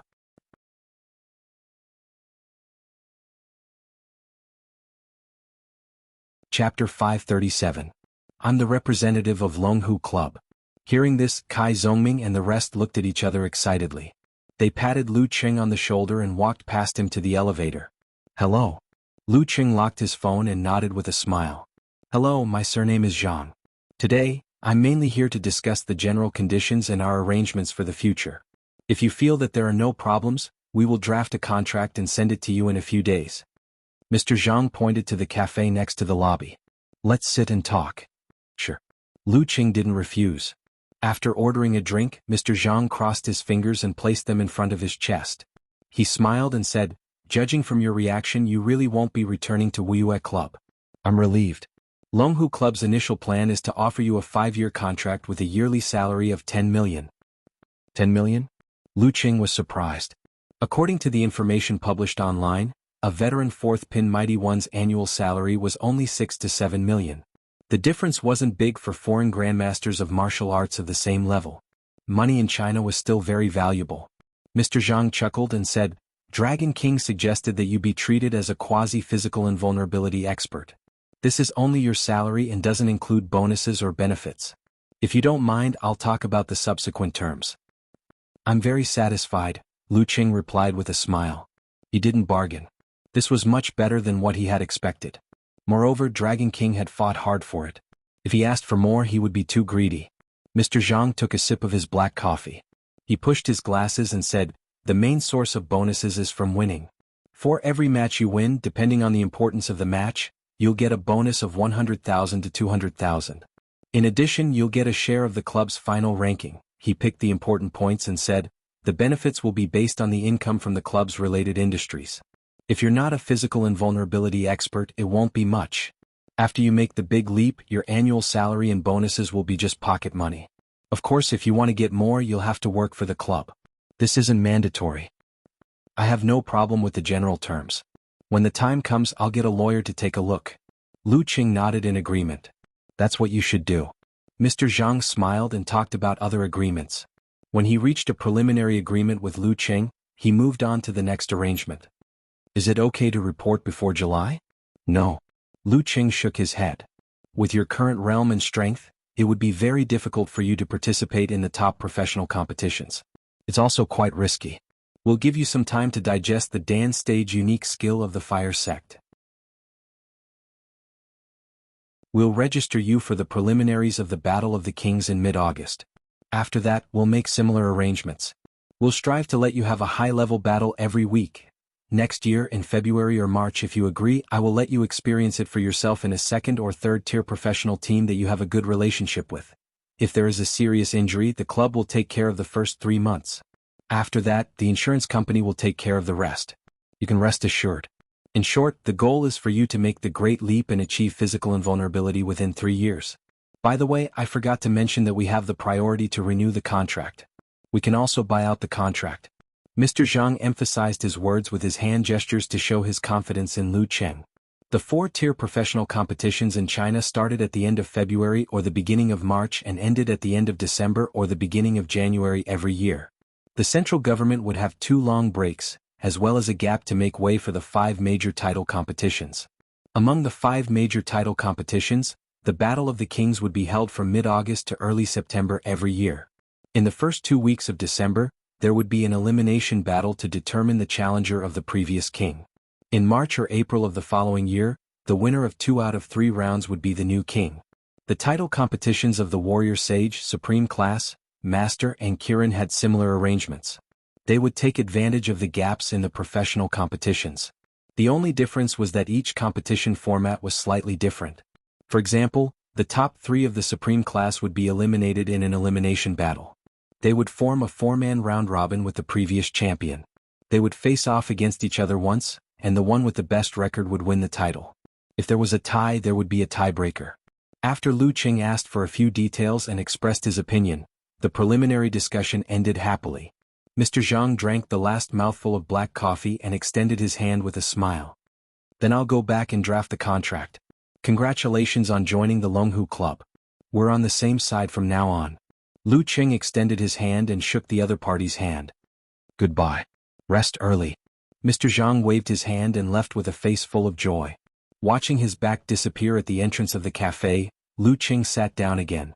Looking at the dimly lit environment, listening to the gentle and melodious music, he drank a mouthful of slightly sour lemon water to quench his thirst. He suddenly realized that a journey in his life had come to an end, and a new adventure was about to begin. He had always known that he would leave school after the national championship and enter society after his third-year exams. However, knowing clearly and feeling clearly were 2 completely different concepts. Now that things had come to a head, the footsteps of the future were stepping on his heart 1 step at a time. It was anticipation, hope, sadness, and melancholy. I'm leaving the martial arts club and the relatively simple school. What will the adult world, the world of professional martial arts, be like? After July, I won't be able to travel to and from America as frequently as I did this year, let alone stay for 10 days to half a month. I might only be able to go once every 2 or 3 months, and I can only stay for 3 to 5 days each time. Brother-in-law was right when he said that the frivolous days of youth would end as soon as he matured. The melody of the music entered his ears. Wearing a black t-shirt, Lu Qing sat there with a cup in his hand. He didn't move for a long time, as if he had become a shadow in the dim light. 2 days later, he watched the final match between Shanbei and Capital. Ren Li used the Kong Tong Swordsmanship, which was based on the unique skills of the Wind Sect, supplemented by Hidden Scent, and narrowly defeated Peng Liyun, who had gone through a fierce battle and was not in his best condition. Fang Zhirong, who had not recovered from his internal injuries and was ravaged by Ren Li, finally lost to Jiang Kongchan. Of course, Lu Qing didn't let Jiang Kongchan off easily. The influence of the dark poison force had greatly reduced Jiang Kongchan's strength, so he couldn't win by himself. In the end, Jiang Jingfeng, who didn't show his strength, defeated Bernhard, drawing a perfect end to the hard work of the Capital Academy in the past few years. After this year, Peng Liyun, Ren Li, Jiang Jingfeng, Xing Jingjing, and Piao Yuan all graduated. Lu Qing, Li Xiaoyuan, and Fang Zhirong entered professional competitions in advance. The university martial arts circle fell back to the level it was 2 years ago. It was foreseeable that there would be no such glorious and brilliant situation in the future. He Xiaowei, who was bald, commented, "The golden age of the university martial arts circle has come to an end. P.S. I think it's better to put the following content in a chapter, so this chapter has fewer words." Well, this is the last chapter of the 3rd book.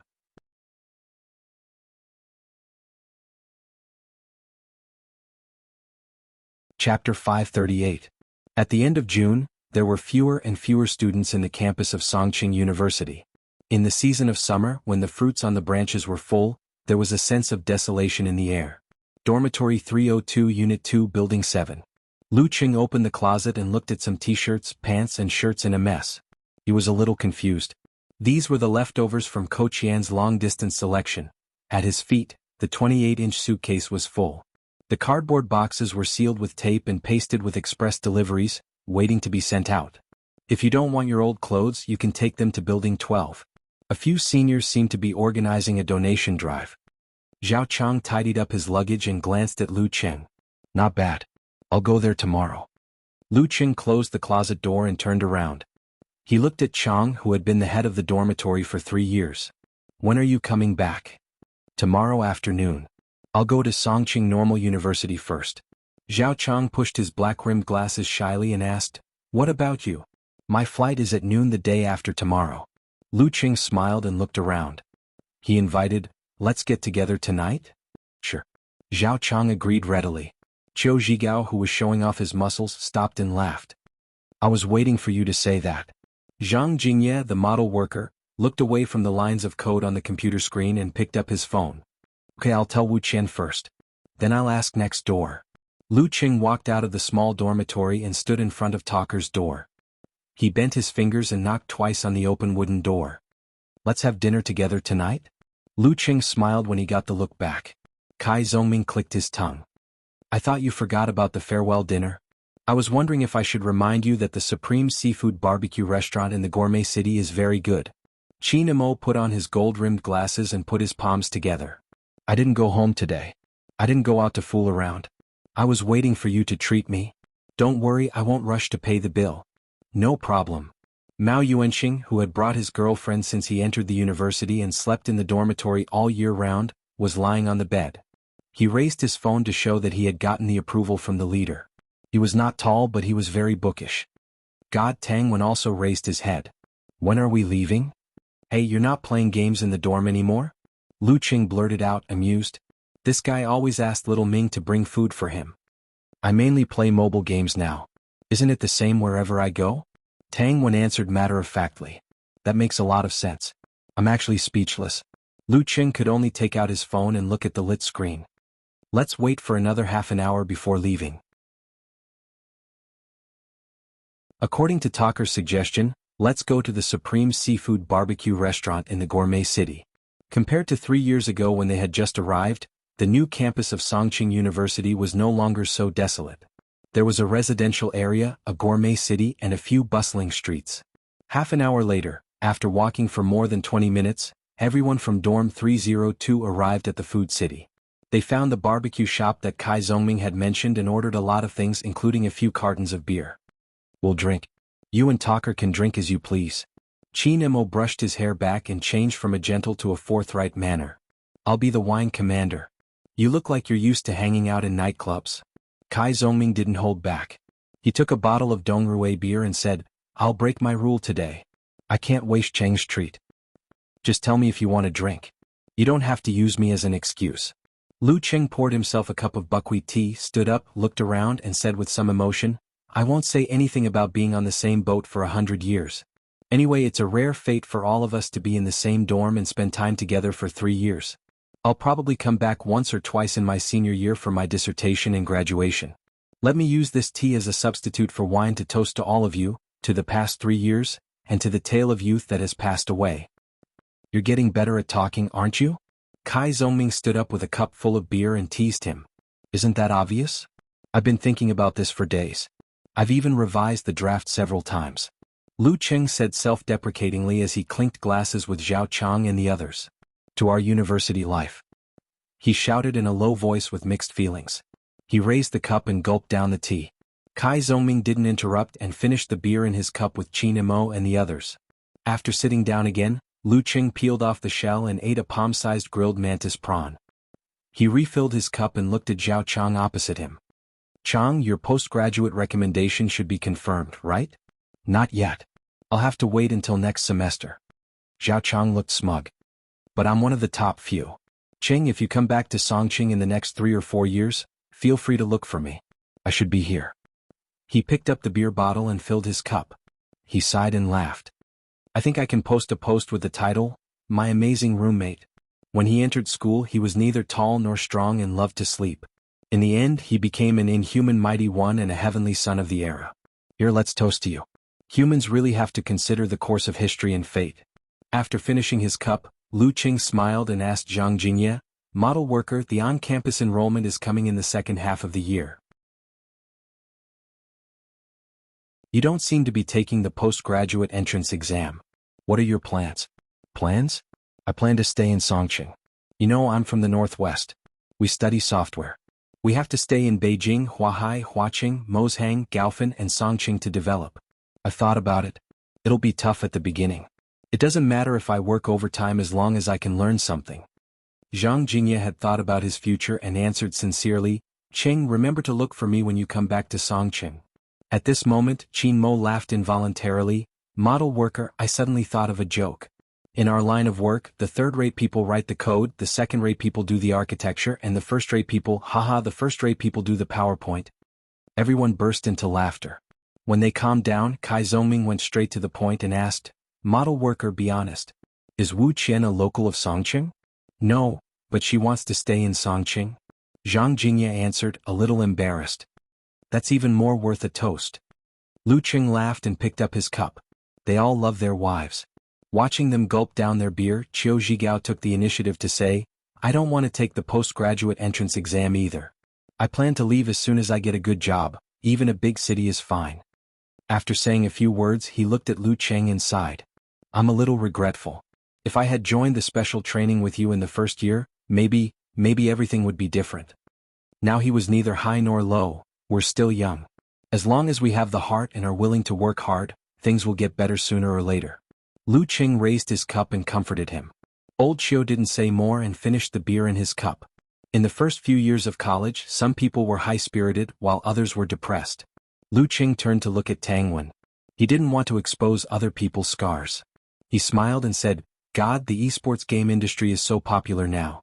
When you make a lot of money in the future, don't forget us. Tang Wen raised his cup and said shyly, let's talk about it after I pass the final exam and get enough credits. Otherwise you won't see me again. My dad will beat me to death. They clinked their cups and teased each other.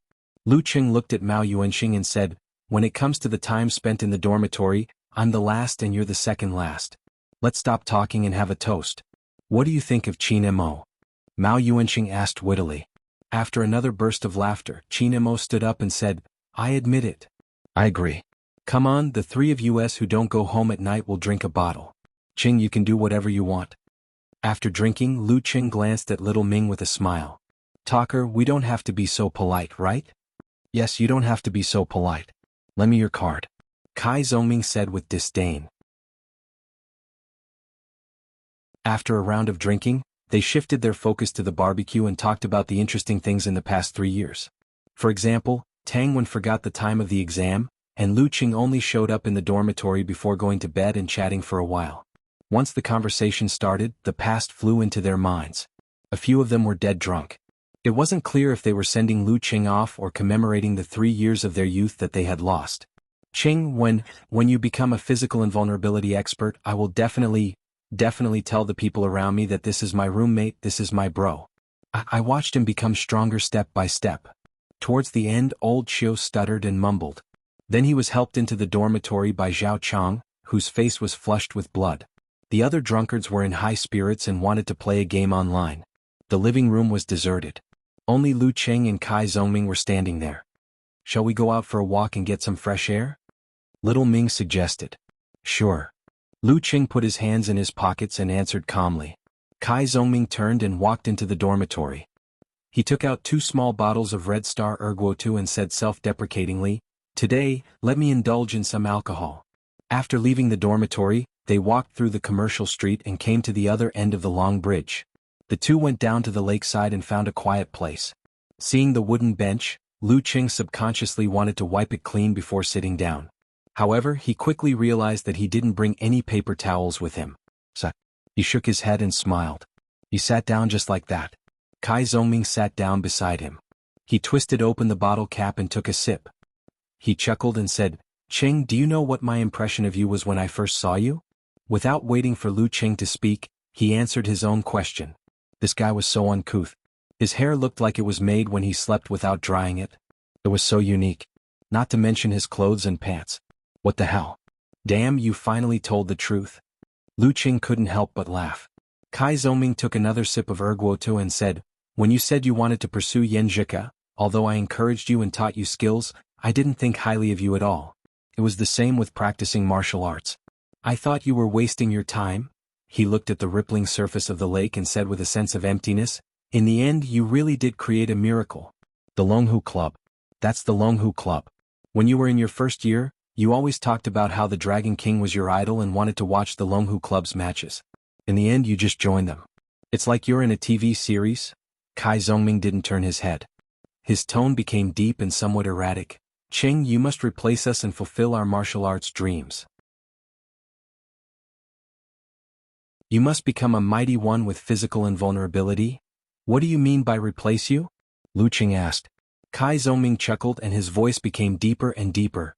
"I know very well that even if I can reach the Dan stage in my senior year, I can only fight in the 4th level preliminaries or prepare for the 3rd level North-South regional competition after graduation. In this lifetime, it's almost impossible for me to reach the inhuman stage, let alone physical invulnerability. After 5 years of hard work, I can get a professional 7th pin certificate in 10 years. That's the best development. Maybe I can only understand withdraw when I'm 30? He turned his head and shook his head with dark eyes. "Qing, this is called living, not dreaming." He grabbed the bottle and took another sip. He squeezed out a smile and said, "And I don't like the life of having to fight every week. Not at all. But you're eager to fight every time. You're unusually excited every time we have a conversation." Lu Qing wanted to refute, but he was at a loss for words. Kai Zongming drank another sip of sorghum wine. He leaned back and leaned against the back of the chair. He looked at the starry sky and said, "I went home on the 1st of May. I realized that my dad has aged by almost 10 years. He didn't ask me what job I want in my senior year, but I think I'm a man." Lu Qing was stunned at first but soon understood. An inexplicable and intense sadness welled up in him. Kai Zongming turned his head and looked at him. He said with a cheeky smile, "This might be a good thing. Didn't you always say that you can understand, withdraw, after a while? I'll go home and rest for a few years. Maybe I'll be able to master some divine skills." At this moment he saw the change in Lu Qing's expression. He said in a hoarse voice, "Hey, why are you so jealous?" "I'm not jealous." "Why are you jealous?" "I'm not jealous." "Why are you jealous?" "I'm not King crying." Lu Qing shouted in a hoarse voice. Kai Zongming turned his head and looked at the lake. He announced to himself, "I'm not King crying either." He took a deep breath and picked up the bottle. He looked at Lu Qing and said with sparkling eyes, "Qing, you have to go on well." "You have to go on well?" Lu Qing choked. He picked up another bottle of sorghum wine, unscrewed the cap and clinked it with Kai Zongming's. Then he raised his head and poured it into his mouth. That strange yet familiar feeling emerged. It was choking and pungent. A day later in the early morning, Lu Qing put away his stance and exhaled. He didn't leave the lake immediately. Instead, he walked in another direction along the path that was so familiar to him that it seemed to be carved into his bones. That was the place where he picked up the black carp. That was the starting point where he exhausted the enemy in his first real battle. That was the street lamp that witnessed his first kiss with Ku. That was the observation deck that he walked past every time he went on a date. After circling the lake, Lu Qing returned to the long bridge and walked to the martial arts arena. He used the bathroom in the locker room to wash off the sweat from the training. After changing his clothes and putting on his glasses, he cleaned up the things in the locker and locked it again. He left the key in the lock. Coming out of the locker room, Lu Qing saw that Deng Yang, He Zi, and Wang Dali were still focused on the special training and didn't notice him. He smiled and watched for a while. Then he turned around and walked into the honor room. Standing in front of the Feitian Cup, the symbol of last year's national champion, he was stunned for dozens of seconds. Retracting his gaze, Lu Qing slowly looked around, taking in every scene. Only then did he leave the martial arts arena step by step, not bothering He Zi and the others. Following the path that he had walked countless times, he used his feet to remeasure the teaching building, the long bridge, the square, and the commercial street. He entered the 7th dormitory, climbed the stairs of the 2nd unit, and returned to the dormitory. Zhao Chang had left the school yesterday. Qiu Zhigao and Zhang Jingye were nowhere to be found. His desk was messy, and his luggage and suitcase were randomly placed. Lu Qing put his laptop into his backpack and finished the final preparations. He took a picture of Yanjika and sent her a message. Then he put on his backpack, pulled the box and walked to the door. When he was about to go out, he suddenly looked back and swept his eyes over the wooden desk, the bed that Zhao Chang always neatly made, the back of Qiu Zhigao's chair that was slightly burnt, and Zhang Jingye's half-open wardrobe. Looking around, Lu Qing silently left the room. He closed the door and closed the room full of memories. The living room outside was empty and quiet. He took a deep look and suddenly turned around. Dragging his suitcase, he left the dormitory and went down the stairs. After a few steps, Lu Qing looked back again and saw the mottled door and the dim 302 sign. 3 years had passed and they had aged a lot. Lu Qing exhaled and didn't stop. He carried his suitcase and walked down the stairs. He walked all the way. His feet were replaced by the school bus was replaced by a taxi, and the taxi was replaced by his feet. Finally, he boarded the plane and sat by the window. After chatting with Yanjika for a while, Lu Qing turned off his phone and felt that the flight had taken off. After a short wait and a quick sprint, the iron bird flew up and rushed into the blue sky. Lu Qing turned his head and saw the city become smaller in his eyes. He saw several landmark buildings. That was the Ocean Aquarium, that was the Songqing Martial Arts Stadium, that was the building with the delicious chiffon cake. That was the mall where he bought the ring for the first time. These gradually became smaller. The eye-catching Zhaoshan Lake and Weishui Lake were reflected in Lu Qing's eyes, making him see illusions and reality. That was the lakeside where the white-haired old man was said to be studied. That was the Songqing University Martial Arts Stadium where his brother-in-law coldly showed up. That was the dormitory where he and Tucker were sarcastic.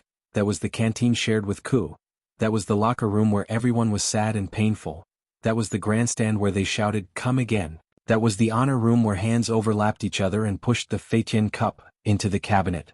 That was the library where he jumped off the building with a girl in his arms.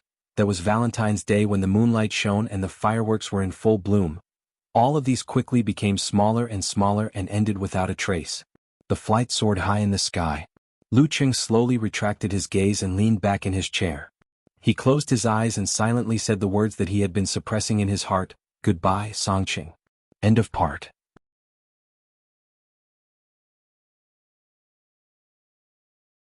Chapter 539. It was the end of June in Huaqing, hot and humid. Walking in the city felt like walking in a steamer, which was extremely uncomfortable. Although Lu Qing could use ice force to dispel the heat, he couldn't change the humidity of the surrounding air. His skin felt sticky and his pores couldn't breathe properly. He couldn't wait to find a place to take a cold shower.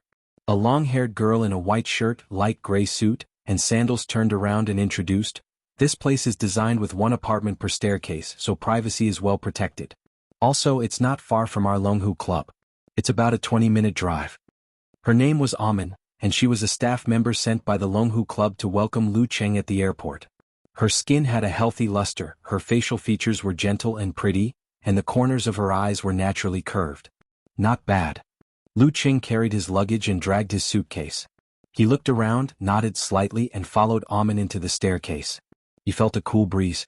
Amin pressed the button for the 6th floor and looked at the famous heavenly son of the era with a gentle smile. The club is responsible for the utilities and other expenses. Mr. Liu, you don't have to worry about it. If you encounter any problems, you can look for the property management. If they can't solve it, give me a call."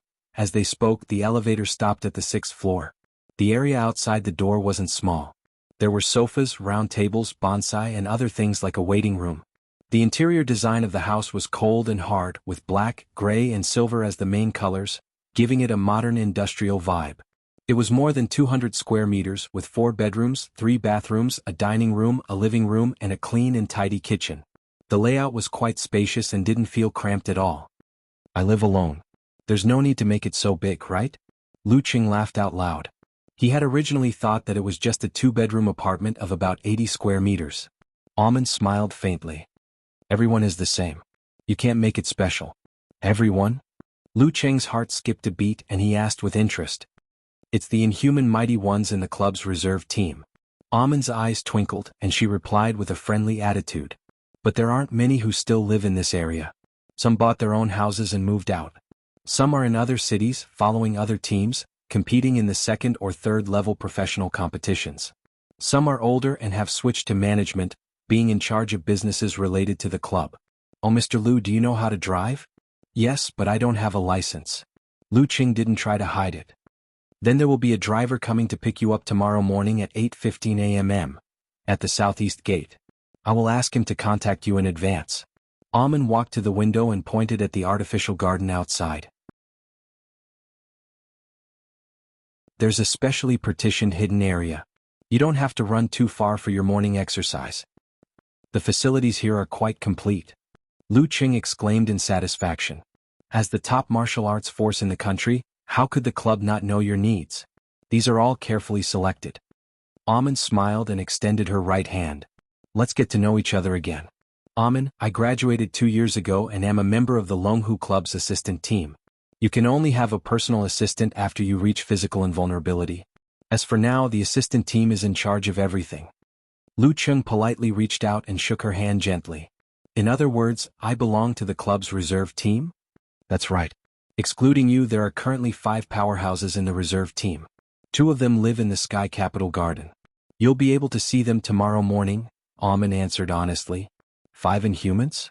This doesn't include those who have gone to other teams for actual combat training or those who are old and have no hope of reaching physical invulnerability. The number of Inhumans in the Longhu Club is terrifying. No wonder the Ice God sect, Haishi sect, and others formed the Wuxia Club to barely contend with them. Lu Qing was speechless. Almond continued to introduce other situations until she received a message on her phone. She took a look and exclaimed softly, "It's so late, the train is about to stop. So is the bus. It's all that plane's fault for being delayed for so many hours." She looked up again and tried her best to smile naturally. "Mr. Liu, it's getting late. You should get some rest. If there's anything you can ask me on WeChat or over the phone." "All right." Lu Qing couldn't wait for her to leave. Almond left behind her keys, electronic card, and other items. She waved and walked towards the door. Just as she was about to open the door, she suddenly remembered something. She turned around and asked, "Mr. Liu, will we arrange for cleaning staff to come here regularly to clean and tidy up? How many days do you want them to come here? What's the schedule?" "Once every 2 days, even when I'm not around," Lu Qing said after some consideration. "Got it." Almond changed into her sandals and said goodbye with a smile. She closed the door. After exiting the elevator, her reserved footsteps gradually quickened. In the end, she was running like the wind. Finally, she caught the last train and found her seat. Almond heaved a long sigh of relief. Her whole body relaxed. However, after she bent down and massaged her aching calves, she suddenly felt a surge of sadness. During work, there were cars and the people she interacted with were all experts with extremely high incomes. It was as though she was living in the glamorous upper class. After work, she was no longer Assistant Almond. She squeezed into the subway, ate fast food, and shared a room with others. She lived in a small space with only a bed, a table, and a cupboard. The Longhu Club offered a decent salary for an ordinary assistant. However, in a big city, all she could do was survive and slowly earn money. When will this kind of life end? In a spacious room, Lu Qing recorded the surroundings with his phone and made a live broadcast for his wife. "How is it? Not bad, right?" he asked with a little pride. On the other side of the screen, Yan Zhika, dressed in a white training suit, put down the milk. She pursed her lips and smiled. The layout is okay. It's just that the decoration style is too cold. When you come over during winter break, we'll go look for a house. In the next 5 or 10 years, we'll most likely be living in Huaqing. The sooner we buy it, the better. We'll have our own home sooner. Lu Qing said, half tempting and half letting his imagination run wild. Why do you have to wait for me to buy? Yan Zhika blinked, her dimples showing. This kind of thing has to be decided by the head of the household. Lu Qing answered without hesitation.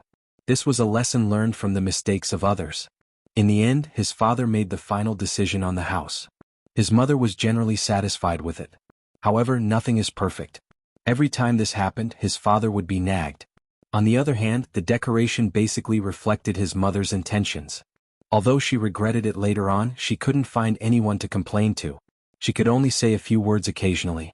Yan Zhika didn't understand this roundabout way of talking. She listened with a smile and nodded, seriously. I don't trust your aesthetic standards. What's wrong with my aesthetic standards? My little fairy is so pretty. Lu Qing took advantage of the opportunity and started flirting with her skillfully. You're just a fool. Yan Zhika couldn't help but smile and turn her head to look to the side. Then cuckoo, are you considered a wise man who makes mistakes? Lu Qing teased her with a smile. Yan Zhika looked around and saw that Aunt Du had gone to the garage. She raised her chin and refused to play along. No way. My brother Qing is so awesome. I have good taste. A wise man like me won't make a mistake. Lu Qing listened with a smile. After flirting with her for a while, he changed the topic and said, I heard from the assistant that the club specially assigned a chef to make Xing province dishes for me. In the future, I can eat there morning, afternoon, and night. I won't have to work so hard when I come back. Don't you like to cook? Yan Zhika covered her mouth and snickered. What I like to do is to cook with my little fairy. Lu Qing chuckled. If I'm alone, it takes me 2 hours to cook, half an hour to wash the dishes, and 10 minutes to eat. What a waste. That's true. Yan Zhika nodded in agreement. Before she could finish, she rolled her eyes and blurted out, You eat so much. How can 10 minutes be enough? You liar.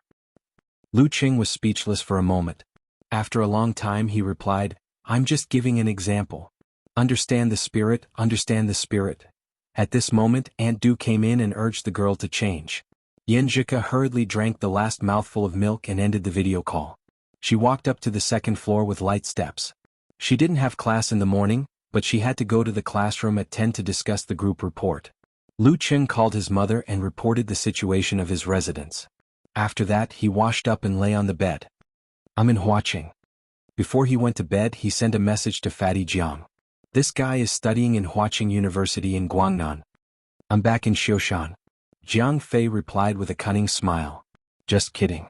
I'm waiting for you to treat me to a good meal. When? I'm leaving the day after tomorrow. Let's talk about it tomorrow. I haven't reported yet, so I'm not sure about the club's arrangements. Lu Qing didn't promise casually. After ending the chat and saying goodnight to Yan Zhika, he locked the phone screen and let the master bedroom fall into darkness. There was silence everywhere. A faint light shone in from the window, bringing peace and loneliness.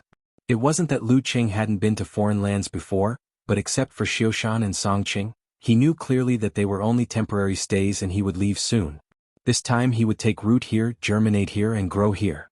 In the next 5, 10, or 20 years he would belong to this city. He lacked a sense of belonging and the future was long. Lu Qing felt inexplicably sentimental and melancholy. His heart was filled with an unreal feeling. Is this my hometown for the rest of my life? He had a similar feeling when he first arrived in Songqing, but there was more than one person in the dormitory. The liveliness soon diluted everything. Now he was alone. Alone in a foreign land as a stranger. The next morning, Lu Qing woke up on time and went to the specially partitioned field. He found a relatively secluded place to train. At 8:10 a.m., he put on an ordinary backpack and went to the southeast gate of Sky Capital Garden.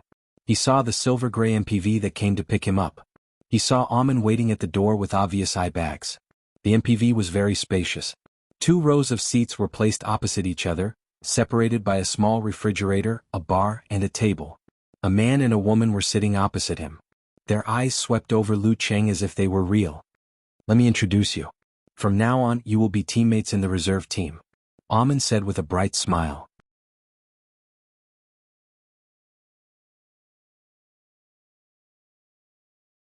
Chapter 540. Amin had put on light makeup and wore a one-piece dress. Her professional demeanor exuded a sense of freshness and elegance. After sitting beside Lu Qing, she pointed at the man opposite her and said, "Mr. Yu Wangyuan, senior fourth pin." Sitting there, Yu Wangyuan looked like half a mountain. His loose shirt was stretched tight by his muscles. However, his naturally round face added a lot of gentleness to his tough temperament. Following which, Amin looked at the remaining woman with a smile. Ms. Lu Xiaofei, newly promoted fourth pin expert this year. Lu Xiaofei wore a loose dark t-shirt. Her facial features weren't outstanding, but her eyes were full of heroic spirit. She had a charm that was different from other women. She looked younger than Yu Wangyuan, about 24 or 25 years old. "Hello."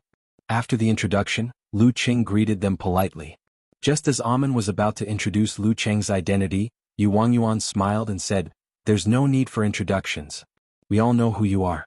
We aren't old antiques who don't know how to surf the internet. How can we not know the heavenly son of the era?" As he spoke, he stood up and extended his right hand to Lu Cheng. "I graduated from a martial arts school and spent a few years in the military. I just joined the club not long ago." Longhu and the military indeed have a close relationship. Lu Cheng left his seat thoughtfully and shook hands with Yu Wangyuan. He felt that Yu Wangyuan's calluses were as thick as steel. Lu Xiaofei sat steadily, cupped her fist and bowed. "I rose from Longhu's beginner martial arts school. You probably haven't heard of me. We will be teammates in the future." Lu Qing obviously couldn't say that he hadn't heard of her before, so he could only say this out of courtesy. He only knew of one inhuman in Longhu Club, the top fourth pin Tu Zheng. Tu Zheng could exchange more than 10 moves with a physical invulnerability mighty one. When Longhu Club was in a predicament where 2 or 3 main players were injured and couldn't fight, he would act as a firefighter. Hence, Lu Qing had seen a few of his matches. The traffic jam from Sky Capital Garden to Longhu Club in the suburbs wasn't too bad. After 23 minutes, the car arrived at its destination. Throughout the entire process, Yu Wangyuan and Lu Xiaofei were polite and distant. They only briefly talked about the situation of the reserve team. Lu Qing wasn't surprised by this. It wasn't easy to meet someone like Little Ming who was so friendly with others. Amin, on the other hand, tried her best to liven up the atmosphere and shared some unimportant gossip. The main building of the Longhu Club was only 5 stories high, but it occupied an extremely large area, almost as big as 10 martial arts stadiums combined. There were 2 horizontal plaques on both sides of the entrance, with the words "Dragon Coiling" on a black background and "Tiger Crouching" on the other. Other than that, there were no other decorations. Looking at it from afar, one could vaguely see the sparkling lake in the distance. Lu Qing had just gotten out of the car, and before he could speak to Amin, Yu Wangyuan and Lu Xiaofei, he saw a familiar figure rushing in from the door. It was Mr. Zhang, who wasn't wearing a suit and was only wearing a shirt. The Mr. Zhang who had finalized the terms of the contract with Lu Qing.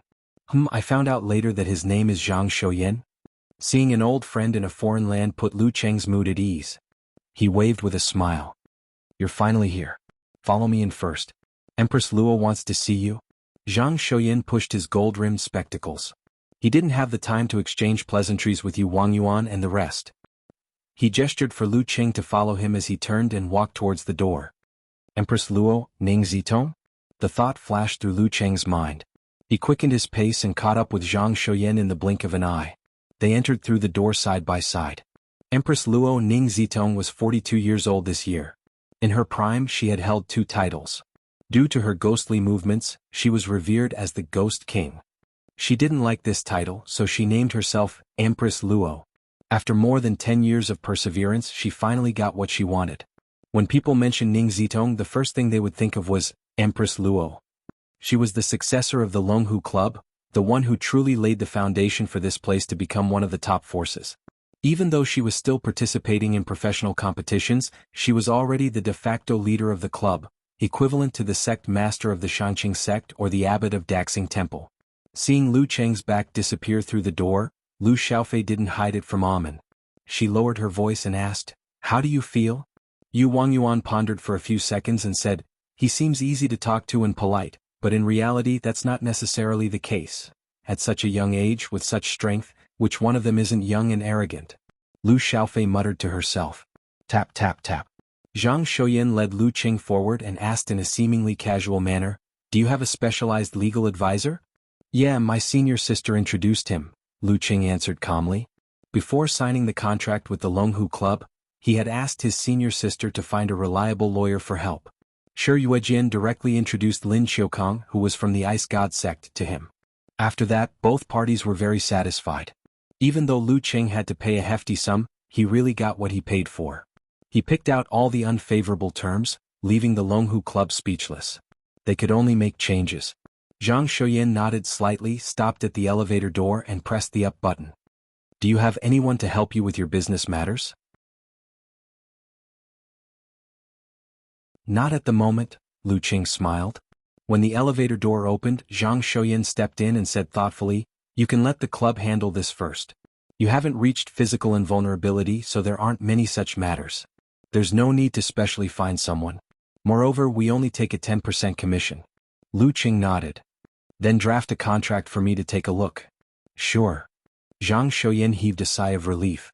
He walked into the corridor on the 5th floor and came to an office with a mahogany door. He knocked 3 times rhythmically. "Come in." A voice as clear as spring water sounded from within. At first it sounded like an 18 or 19-year-old. However, upon closer inspection, one could feel a hint of maturity.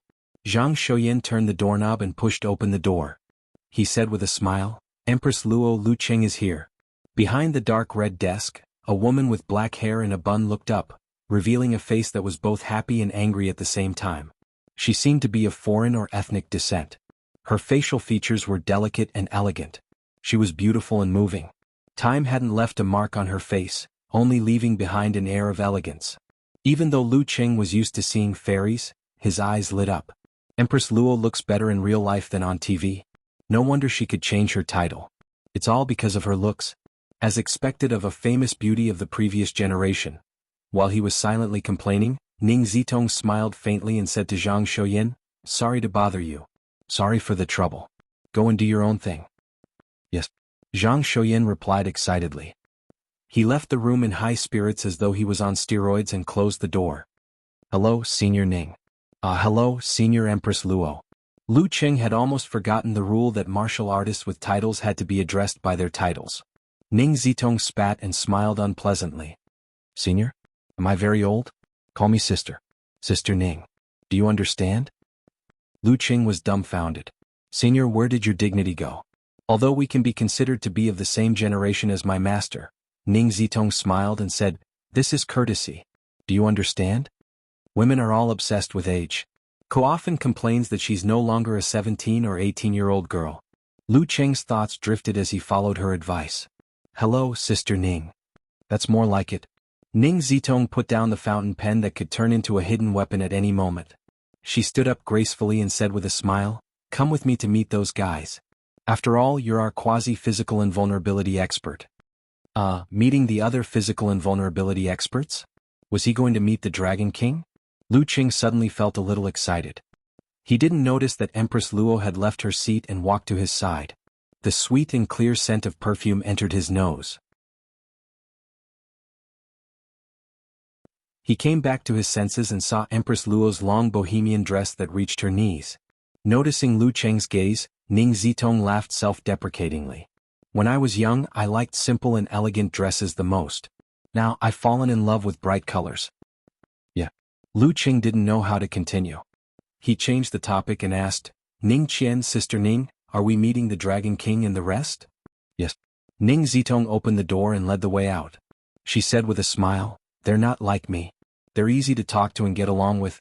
However, once you get a feel for them, they're not particularly weird. For someone who can achieve physical invulnerability at such a young age, the first thing that distinguishes them is their pride. Secondly, they're quite self-centered. Tricking the Dragon King is right." Lu Qing listened silently and followed half a step behind. Turning into the corridor, they entered the room labeled Conference Room. The first thing Lu Qing saw was the broad shoulders and tall back of the Dragon King. He was standing by the window opposite, looking out. He wasn't exactly a burly man, but he gave off a soul-stirring sense of majesty. To the left of the conference table sat a giant.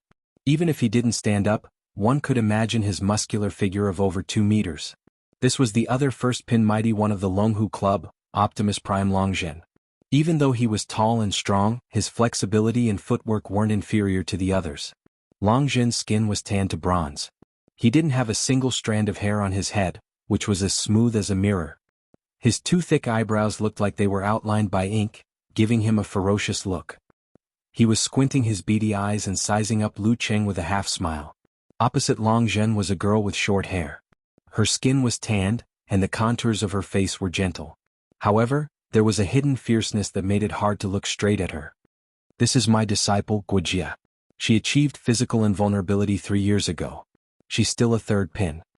Ning Zitong extended her hand and introduced, her nickname is Martial Arts Fanatic. You can roughly imagine her personality. Just like now. Even though she's gentle and quiet, I'm sure she's muttering in her heart that Master is so bored to meet Lu Cheng. If I have the time, I might as well go to the volcano laboratory and practice my physical invulnerability secret arts. Wuxia seemed to have been exposed. She helplessly shouted in a low voice. Master. Ning Zitong smiled and stopped bullying her disciple. She pointed at Long Zhen and said, this fatty may look fierce, but other than his girly mouth, he's actually a very humorous and kind-hearted person. Of course, his ego is also ridiculously strong. He's always claimed that he's number 1, number 2, and number 3. He can't stand the Dragon King and challenges him every few days. Don't be surprised if you see him bruised and swollen, or being carried to the emergency room. Empress Luo, I don't like what you're saying. What do you mean my ego is ridiculously strong? Long Zhen opened his beady eyes and nagged, Lu Yen is our coach and member. He's from your master's generation. He's been practicing martial arts for more than 40 years, but he still hasn't matured and is extremely arrogant. He didn't come today, but he said that he'll meet him when Lu Cheng makes the great leap. The second half of Long Zhen's sentence was directed at Lu Cheng. Then he continued, I claim to be number 1 in heaven and number 2 in earth, while I'm number 3. However, Lu Yen has always said, I'm the only one apart from heaven. Look whose ego is stronger. Him. Lu Cheng almost burst out laughing. However, he's not the one with the strongest ego. The one with the strongest ego is the one behind him. Guess what? Long Zhen pointed at Dragon King Qin Shi Tao with his chin. He doesn't even care about God. He's the only one in the world. You don't have the will to rule. That's how you'll be for the rest of your life. A deep, magnetic voice sounded. Dragon King turned around. He was handsome with sharp eyebrows, bright eyes, and a mature aura. Lu Cheng was agitated. He opened his mouth but didn't know what to say. All right. There's a press conference later. Lu Cheng will be joining our Longhu Club. Other than me, there's another person to hold the fort. Who's going? Ning Zitong didn't raise her voice. Martial arts fanatic Wuxia lowered her head and practiced her swordsmanship with her fingers. Long Zhen was deep in thought and seemed to be struggling. Dragon King Qin Shi Tao put his hands behind his back and walked step by step towards the door of the conference room. Silence filled the room. Before he left, Qin Shi Tao didn't turn back. He said in a deep voice, let's go. P.S. This chapter is a little long, so it's late. Looking for recommendations on Monday.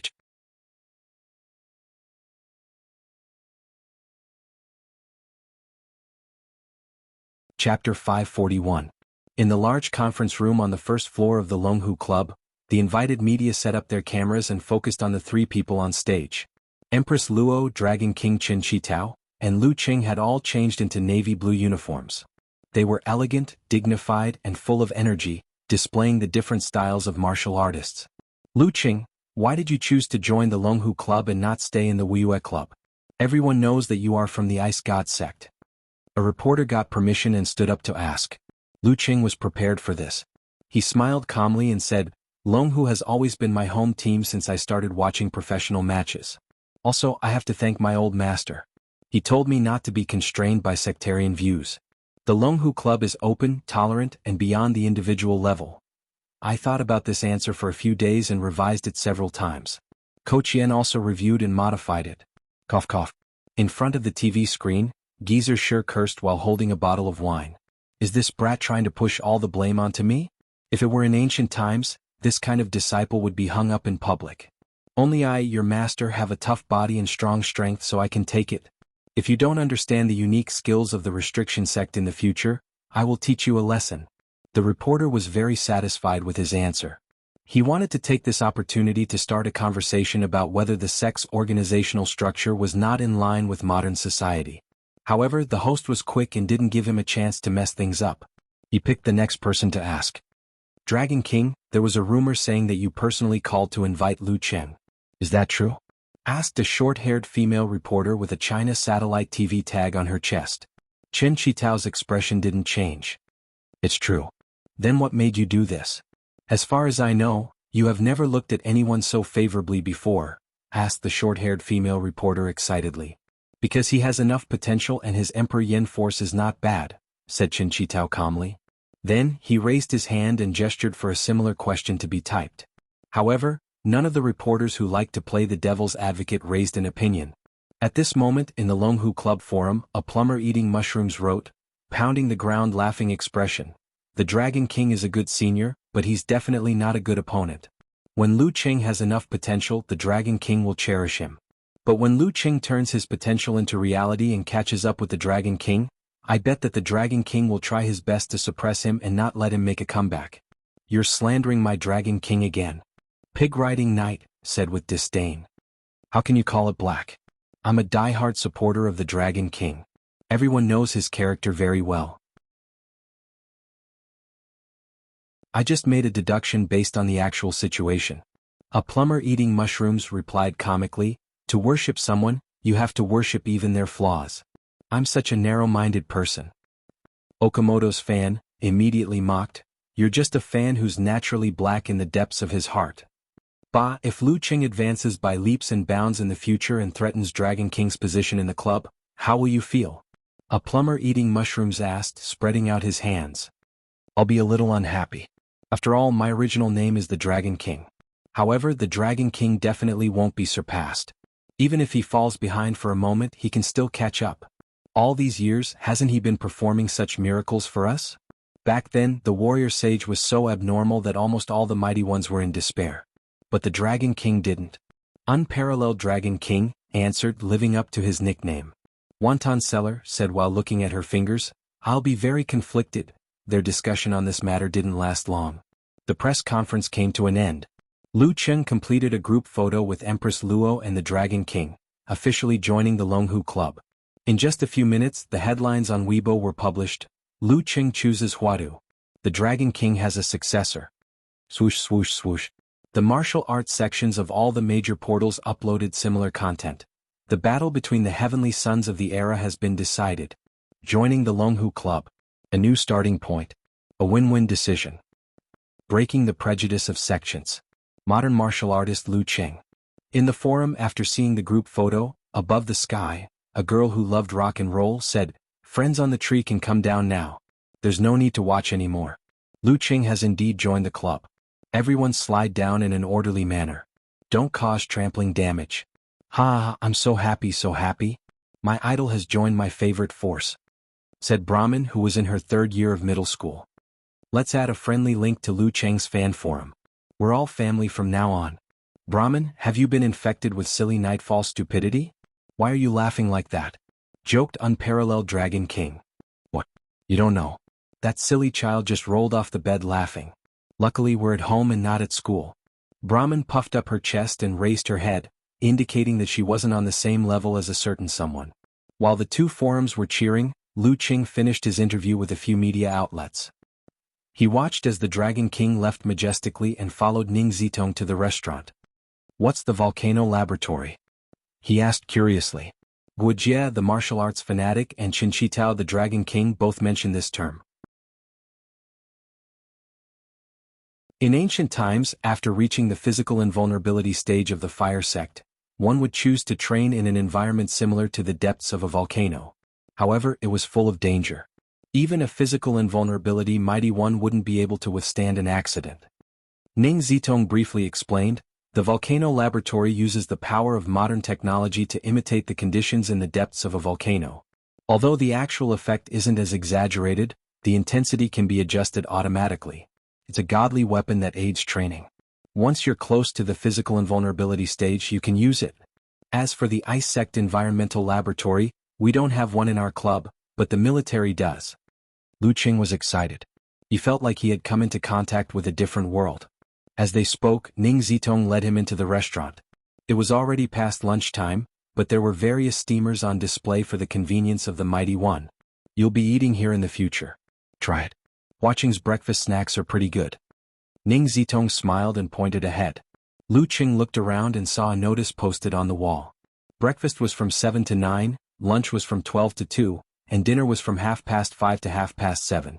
If there were leftovers, they would be kept warm. This allowed the mighty one, who was a glutton, to eat more and less until the club closed at 8. After busying himself for a while, Lu Qing, who hadn't had breakfast yet, placed 3 stacks of steamers on the table. First, he took a picture of Yenjika. Opening the steamer, he picked up a crab roe bun and swallowed it in a few bites. Satisfied, he exclaimed, "Not bad." It wasn't any worse than the ones in Huaqing restaurant. After stuffing himself with food for a while and filling up half his stomach, Lu Qing deliberated and asked, "Sister Ning, what's the club's usual schedule like? Are there holidays?" "Holidays?" Ning Zitong sneered.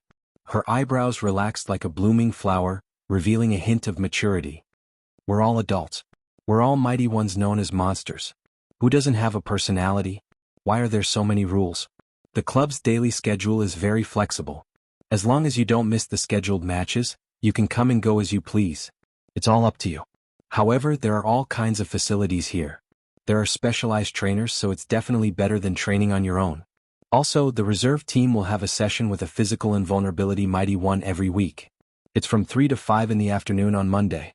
Unless it's something important, I suggest you try your best to attend. If you need to take time off, tell the assistant team in advance. You don't want to waste food in the chef's efforts. Who knows that every grain on the plate is hard work? Phew, that's fine. I'll plan which matches I'm going to participate in. When I'm free, I should be able to make a trip to America every month and stay there for 4 to 5 days. When I'm busy, it might even take up to 2 to 3 months. But I can make use of the time to stay at home for a few days. Lu Qing's mind raced as he made plans. Before he knew it, he had swept away all the dishes on the table, such as abalone juice and chicken feet, white sugar cakes, and shumai. There was no need to tidy up. Ning Zitong brought him to the training area of the reserve team. It was in the northwest area of the first floor. You'll get to know them today. The main thing is to practice the Fire Sex Dance Stage chapter. Try to get a basic grasp of it within a month. Ning Zitong said casually as they walked. The club has other secret arts, such as the dark sex, flickering light, and passing shadow. I'm the best at that. Also, there's a martial art that combines the incomplete golden bell shield and immortal flesh. Longjin is pretty good at it. Once you've mastered the Fire Sex Dance Stage chapter, you can come into contact with similar things and broaden your horizons. All right. Lu Qing nodded happily. I feel like there's a lot to learn. How exciting. This is one of the joys of practicing martial arts. After walking for a few minutes, Ning Zitong stopped in front of a huge door. She took more than 10 seconds to put on an elegant and faint smile. Then she pushed her hand forward and walked in elegantly. She said to the martial artists around the area, "Everyone, come over here for a moment." Yu Wangyuan and the rest retracted their stance and greeted respectfully, "Empress Luo." They gathered in front of the beautiful, dignified Ning Zitong. Lu Qing noticed that Lu Xiaofei, Yu Wangyuan, and the rest were clearly slower by half a step. They stood behind a martial artist in a clustered manner. And this martial artist was someone he recognized. Tu Zheng, who was close to physical invulnerability. His forehead was full, and his square face looked like it was carved by a knife. He was masculine and fierce. His eyes were neither big nor small. His pupils were dark and fiery. Ning Zitong smiled faintly and said to Tu Zheng and Lu Qing, "I won't introduce the two of you. You should know each other, right?" "Yes." Tu Zheng laughed heartily. He looked at Lu Qing and said, "I heard that you were coming, but I only confirmed it today. I was supposed to have a welcoming feast tonight to welcome you back. However, I didn't know when you were coming and was arranged to do something else. How about tomorrow night? Let's get together tomorrow night and get to know each other better. What do you think?" "Sure," Lu Qing replied with a smile. He wasn't an introvert, but he wasn't arrogant either. He knew how to get along well with the people around him so that he wouldn't be troubled by trivial matters.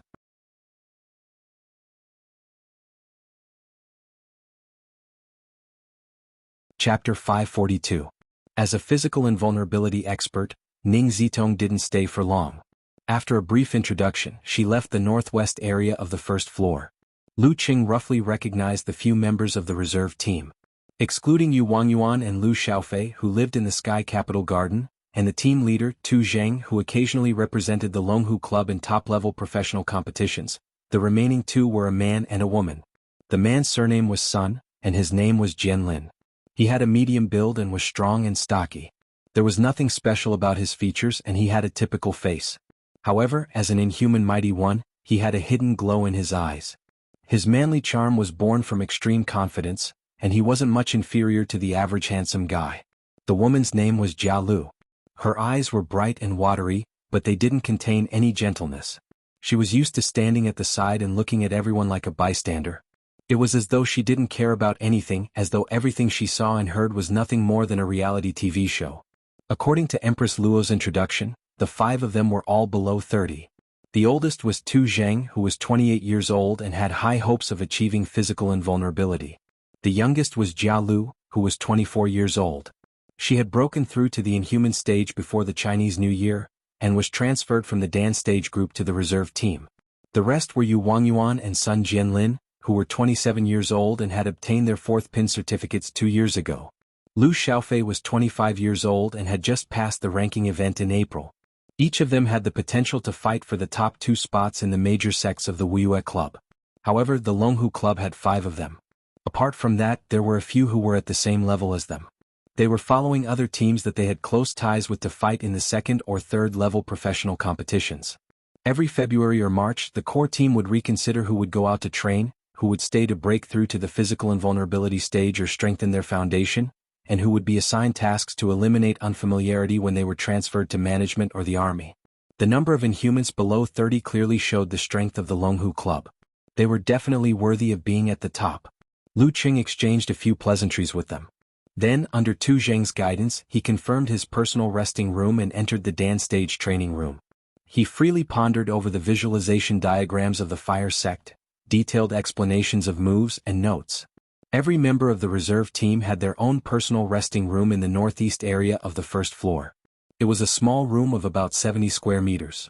From 9:30 to 11 a.m., Lu Qing didn't do any training. Instead, he roughly skimmed through the fire sect's Dan chapter chapters. He had a general understanding of the fire sect. They didn't require no training, but there were many repeaters and even more unsuitable ones. And they didn't need not practice. Practice they, as. But there were many repeaters and even more there were many unsuitable. They had no need, practice. Practice. After this round of sorting, Lu Qing confirmed that there were only 23 Dan stage unique skills left to practice.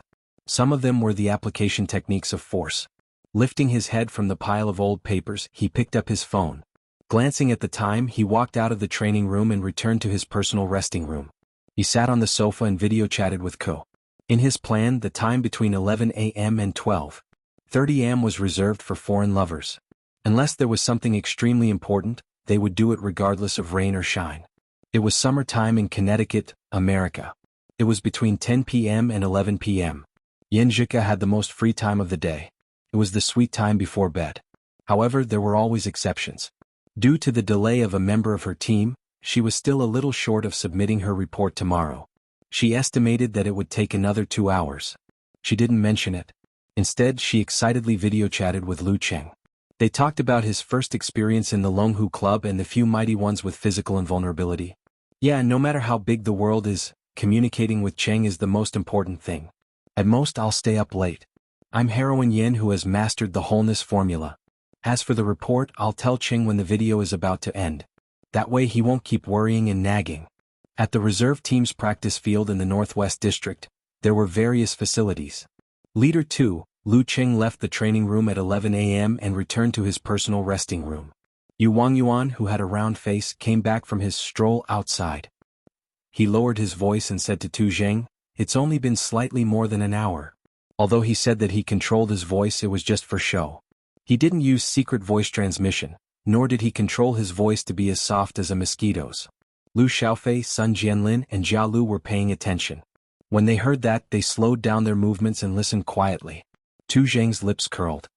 He laughed and said, "He's the heavenly son of China. Maybe an hour of practice is equivalent to a day's worth of practice for us? He has his talent and we have our hard work. There's no need to be envious. All right, let's continue with our practice. If there's anything you can't figure out, let's discuss it together. Alright, I have something to do in the afternoon. You guys can arrange it yourselves. His expression relaxed and his moves became more natural. At 12:30 p.m., Lu Qing heard that his little fairy had to stay up late to report. He was angry, amused, touched, and heartbroken at the same time. However, he didn't harp on this matter. According to the experience that little Ming had imparted to him, he had to make the girl feel like she was putting in effort from time to time. Otherwise things wouldn't last long. After giving a few reminders, Lu Qing came to the dining room. Seeing that there was a new Xing province cuisine district here, he took a basin, a bigger bowl, and filled it with 20 kgs of steamed beef vermicelli, stir-fried shredded pork with ginger, and other dishes. Lastly, he filled a big bowl of bitter bamboo shoots with meat slices soup. The taste of bitter bamboo shoots wasn't Lu Cheng's favorite, but the soup it made was refreshing and delicious, appetizing and relieving the heat. The meat slices were tender and delicious. Dipping it in the water, it was delicious and went well with rice. Other than that, he also went to the Guangnan cuisine district to get a roast goose. It had sweet skin and fragrant meat. It was fat but not greasy. After eating and drinking to his heart's content, Lu Qing took a bowl of mung bean sugar water and drank it leisurely to get rid of the taste of meat and vegetables in his mouth. He suddenly thought of something. He took out his phone and sent a message to Fatty Jiang. "Do you want to meet tonight?" "Yeah." Jiang Fei replied quickly. "I'm just waiting to rip you off." "What time?" "About 6:30. Let's meet at the school gate. Send me your location." Lu Qing picked up a slice of watermelon and took a bite. Fatty Jiang should be at the university town, right? After confirming this, Lu Qing wanted to inform Amen via WeChat so that the kitchen didn't have to prepare his dinner. However, after thinking for a while, he chose to call the office of the assistant team directly. "Hello, you are?" asked a man with a strong Guangnan accent. "I'm Lu Qing." Lu Qing gave his identity succinctly. Hello. "Mr. Lu, what can I do for you?" The man was very enthusiastic. "I have something to do tonight. I won't be eating at the club or returning to Sky Capital Garden." Lu Qing explained the situation. "Okay, I'll inform the logistics team and car team immediately." "Mr. Lu, what time will you be leaving? Where are you going?" "I'll help you arrange the use of the car." The man asked eagerly. Every physical invulnerability expert was assigned a nanny car. The inhuman experts of the reserve team rotated between 3 cars. Those who were free would use them. Those who were not free would have to apologize. However, under normal circumstances they had sufficient resources. This was because Tu Zheng and the rest had their own cars. It was just that they were too lazy to drive them occasionally. "I have to reach the university town at 6:30. Lu Qing had originally planned to use his phone app to call for a car. However, since there was a benefit, it would be a waste not to use it. "Okay, I'll arrange it immediately." The man seized the opportunity and said, "Take down my phone number. I'll send you a message to confirm it later. My name is Huang Bin. My phone number is..." "Forget it, you don't have to remember it. I'll send you a message directly." Okay. Lu Qing didn't reject. The staff of the assistant team had a good service attitude. In the assistant team office, Huang Bin, who had a 370 hairstyle, typed a message excitedly. He wrote his phone number and name. After which, he glanced at the paper address book and sent it to Lu Qing. Immediately after, he hurriedly arranged the cars and gave the best one to Lu Qing. To him, this was a great opportunity. The assistant team had the supervisor and deputy supervisor, as well as the personal assistant of a physical invulnerability expert. They all had high salaries, face and status. This was especially so for the latter. Sometimes he was equivalent to the spokesperson of a physical invulnerability expert. Wherever he went, he would be surrounded by people. Even officials and bosses had to curry favor with him. As for the reserve team and the dance stage team, they didn't have a fixed target to follow. Therefore, they couldn't enjoy the treatment of a physical invulnerability expert's follower. They were considered ordinary staff. Their treatment wasn't bad, but that was it. With the property prices in Huaqing, it was wishful thinking to want to settle down and buy a house here. Most people could do similar jobs, but they were highly replaceable. As a result, their salary couldn't be compared to that of a designated assistant of a physical invulnerability expert. In the reserve team, the two most likely to reach the physical invulnerability stage were Tu Zheng and Lu Qing. The former had a good relationship with Sun Tingting and would look for her every time. The latter was new to the club and was unfamiliar with the place. It went without saying who would be easier to befriend. As long as I can gain Lu Cheng's recognition and become his trusted servant, wouldn't I be able to reach the pinnacle of my life when he makes the leap and appoints me as his assistant? Back then, in order to take on Lu Cheng's mission, everyone was locked in a fierce fight. Amen, the newcomer with the least experience, benefited from it. Now my chance is back. Lu Cheng didn't try to guess what Huang Bin was thinking. He didn't care at all. He spent the entire afternoon in the training room, studying the diagrams and practicing his techniques. The more he practiced, the more shocked and excited he became. Boom. He was in the training field attached to the training room. He extended his fist and punched the air, causing flames to sweep outwards. The 13th move of the fire sect, Scorch. This may seem like the simplest move, but there are many mysterious techniques to it. The more I practice and practice, the more I feel like I'm still lacking. Lu Cheng compared the way he usually used the move and felt that today was different from yesterday. As expected of a move that had been modified by generations of mighty ones. Even the Dragon King had improved on it. It could really be said to be well practiced. At 5:30 in the afternoon, Lu Cheng pulled himself out of his obsession. He took a shower, rested for a while, put on his backpack and walked out of the door. According to Huang Bin, there would be a car waiting for him there. P.S. Please recommend me that you're tuning in to the Han Li's Wuxia Adventures YouTube channel. We're so grateful for your support, and don't forget to subscribe to join us on this incredible journey through captivating stories. Your generosity through donations truly makes a world of difference, as it's the primary source of revenue that allows me to expand and enhance this channel for you. Thank you from the bottom of my heart for being a part of this adventure.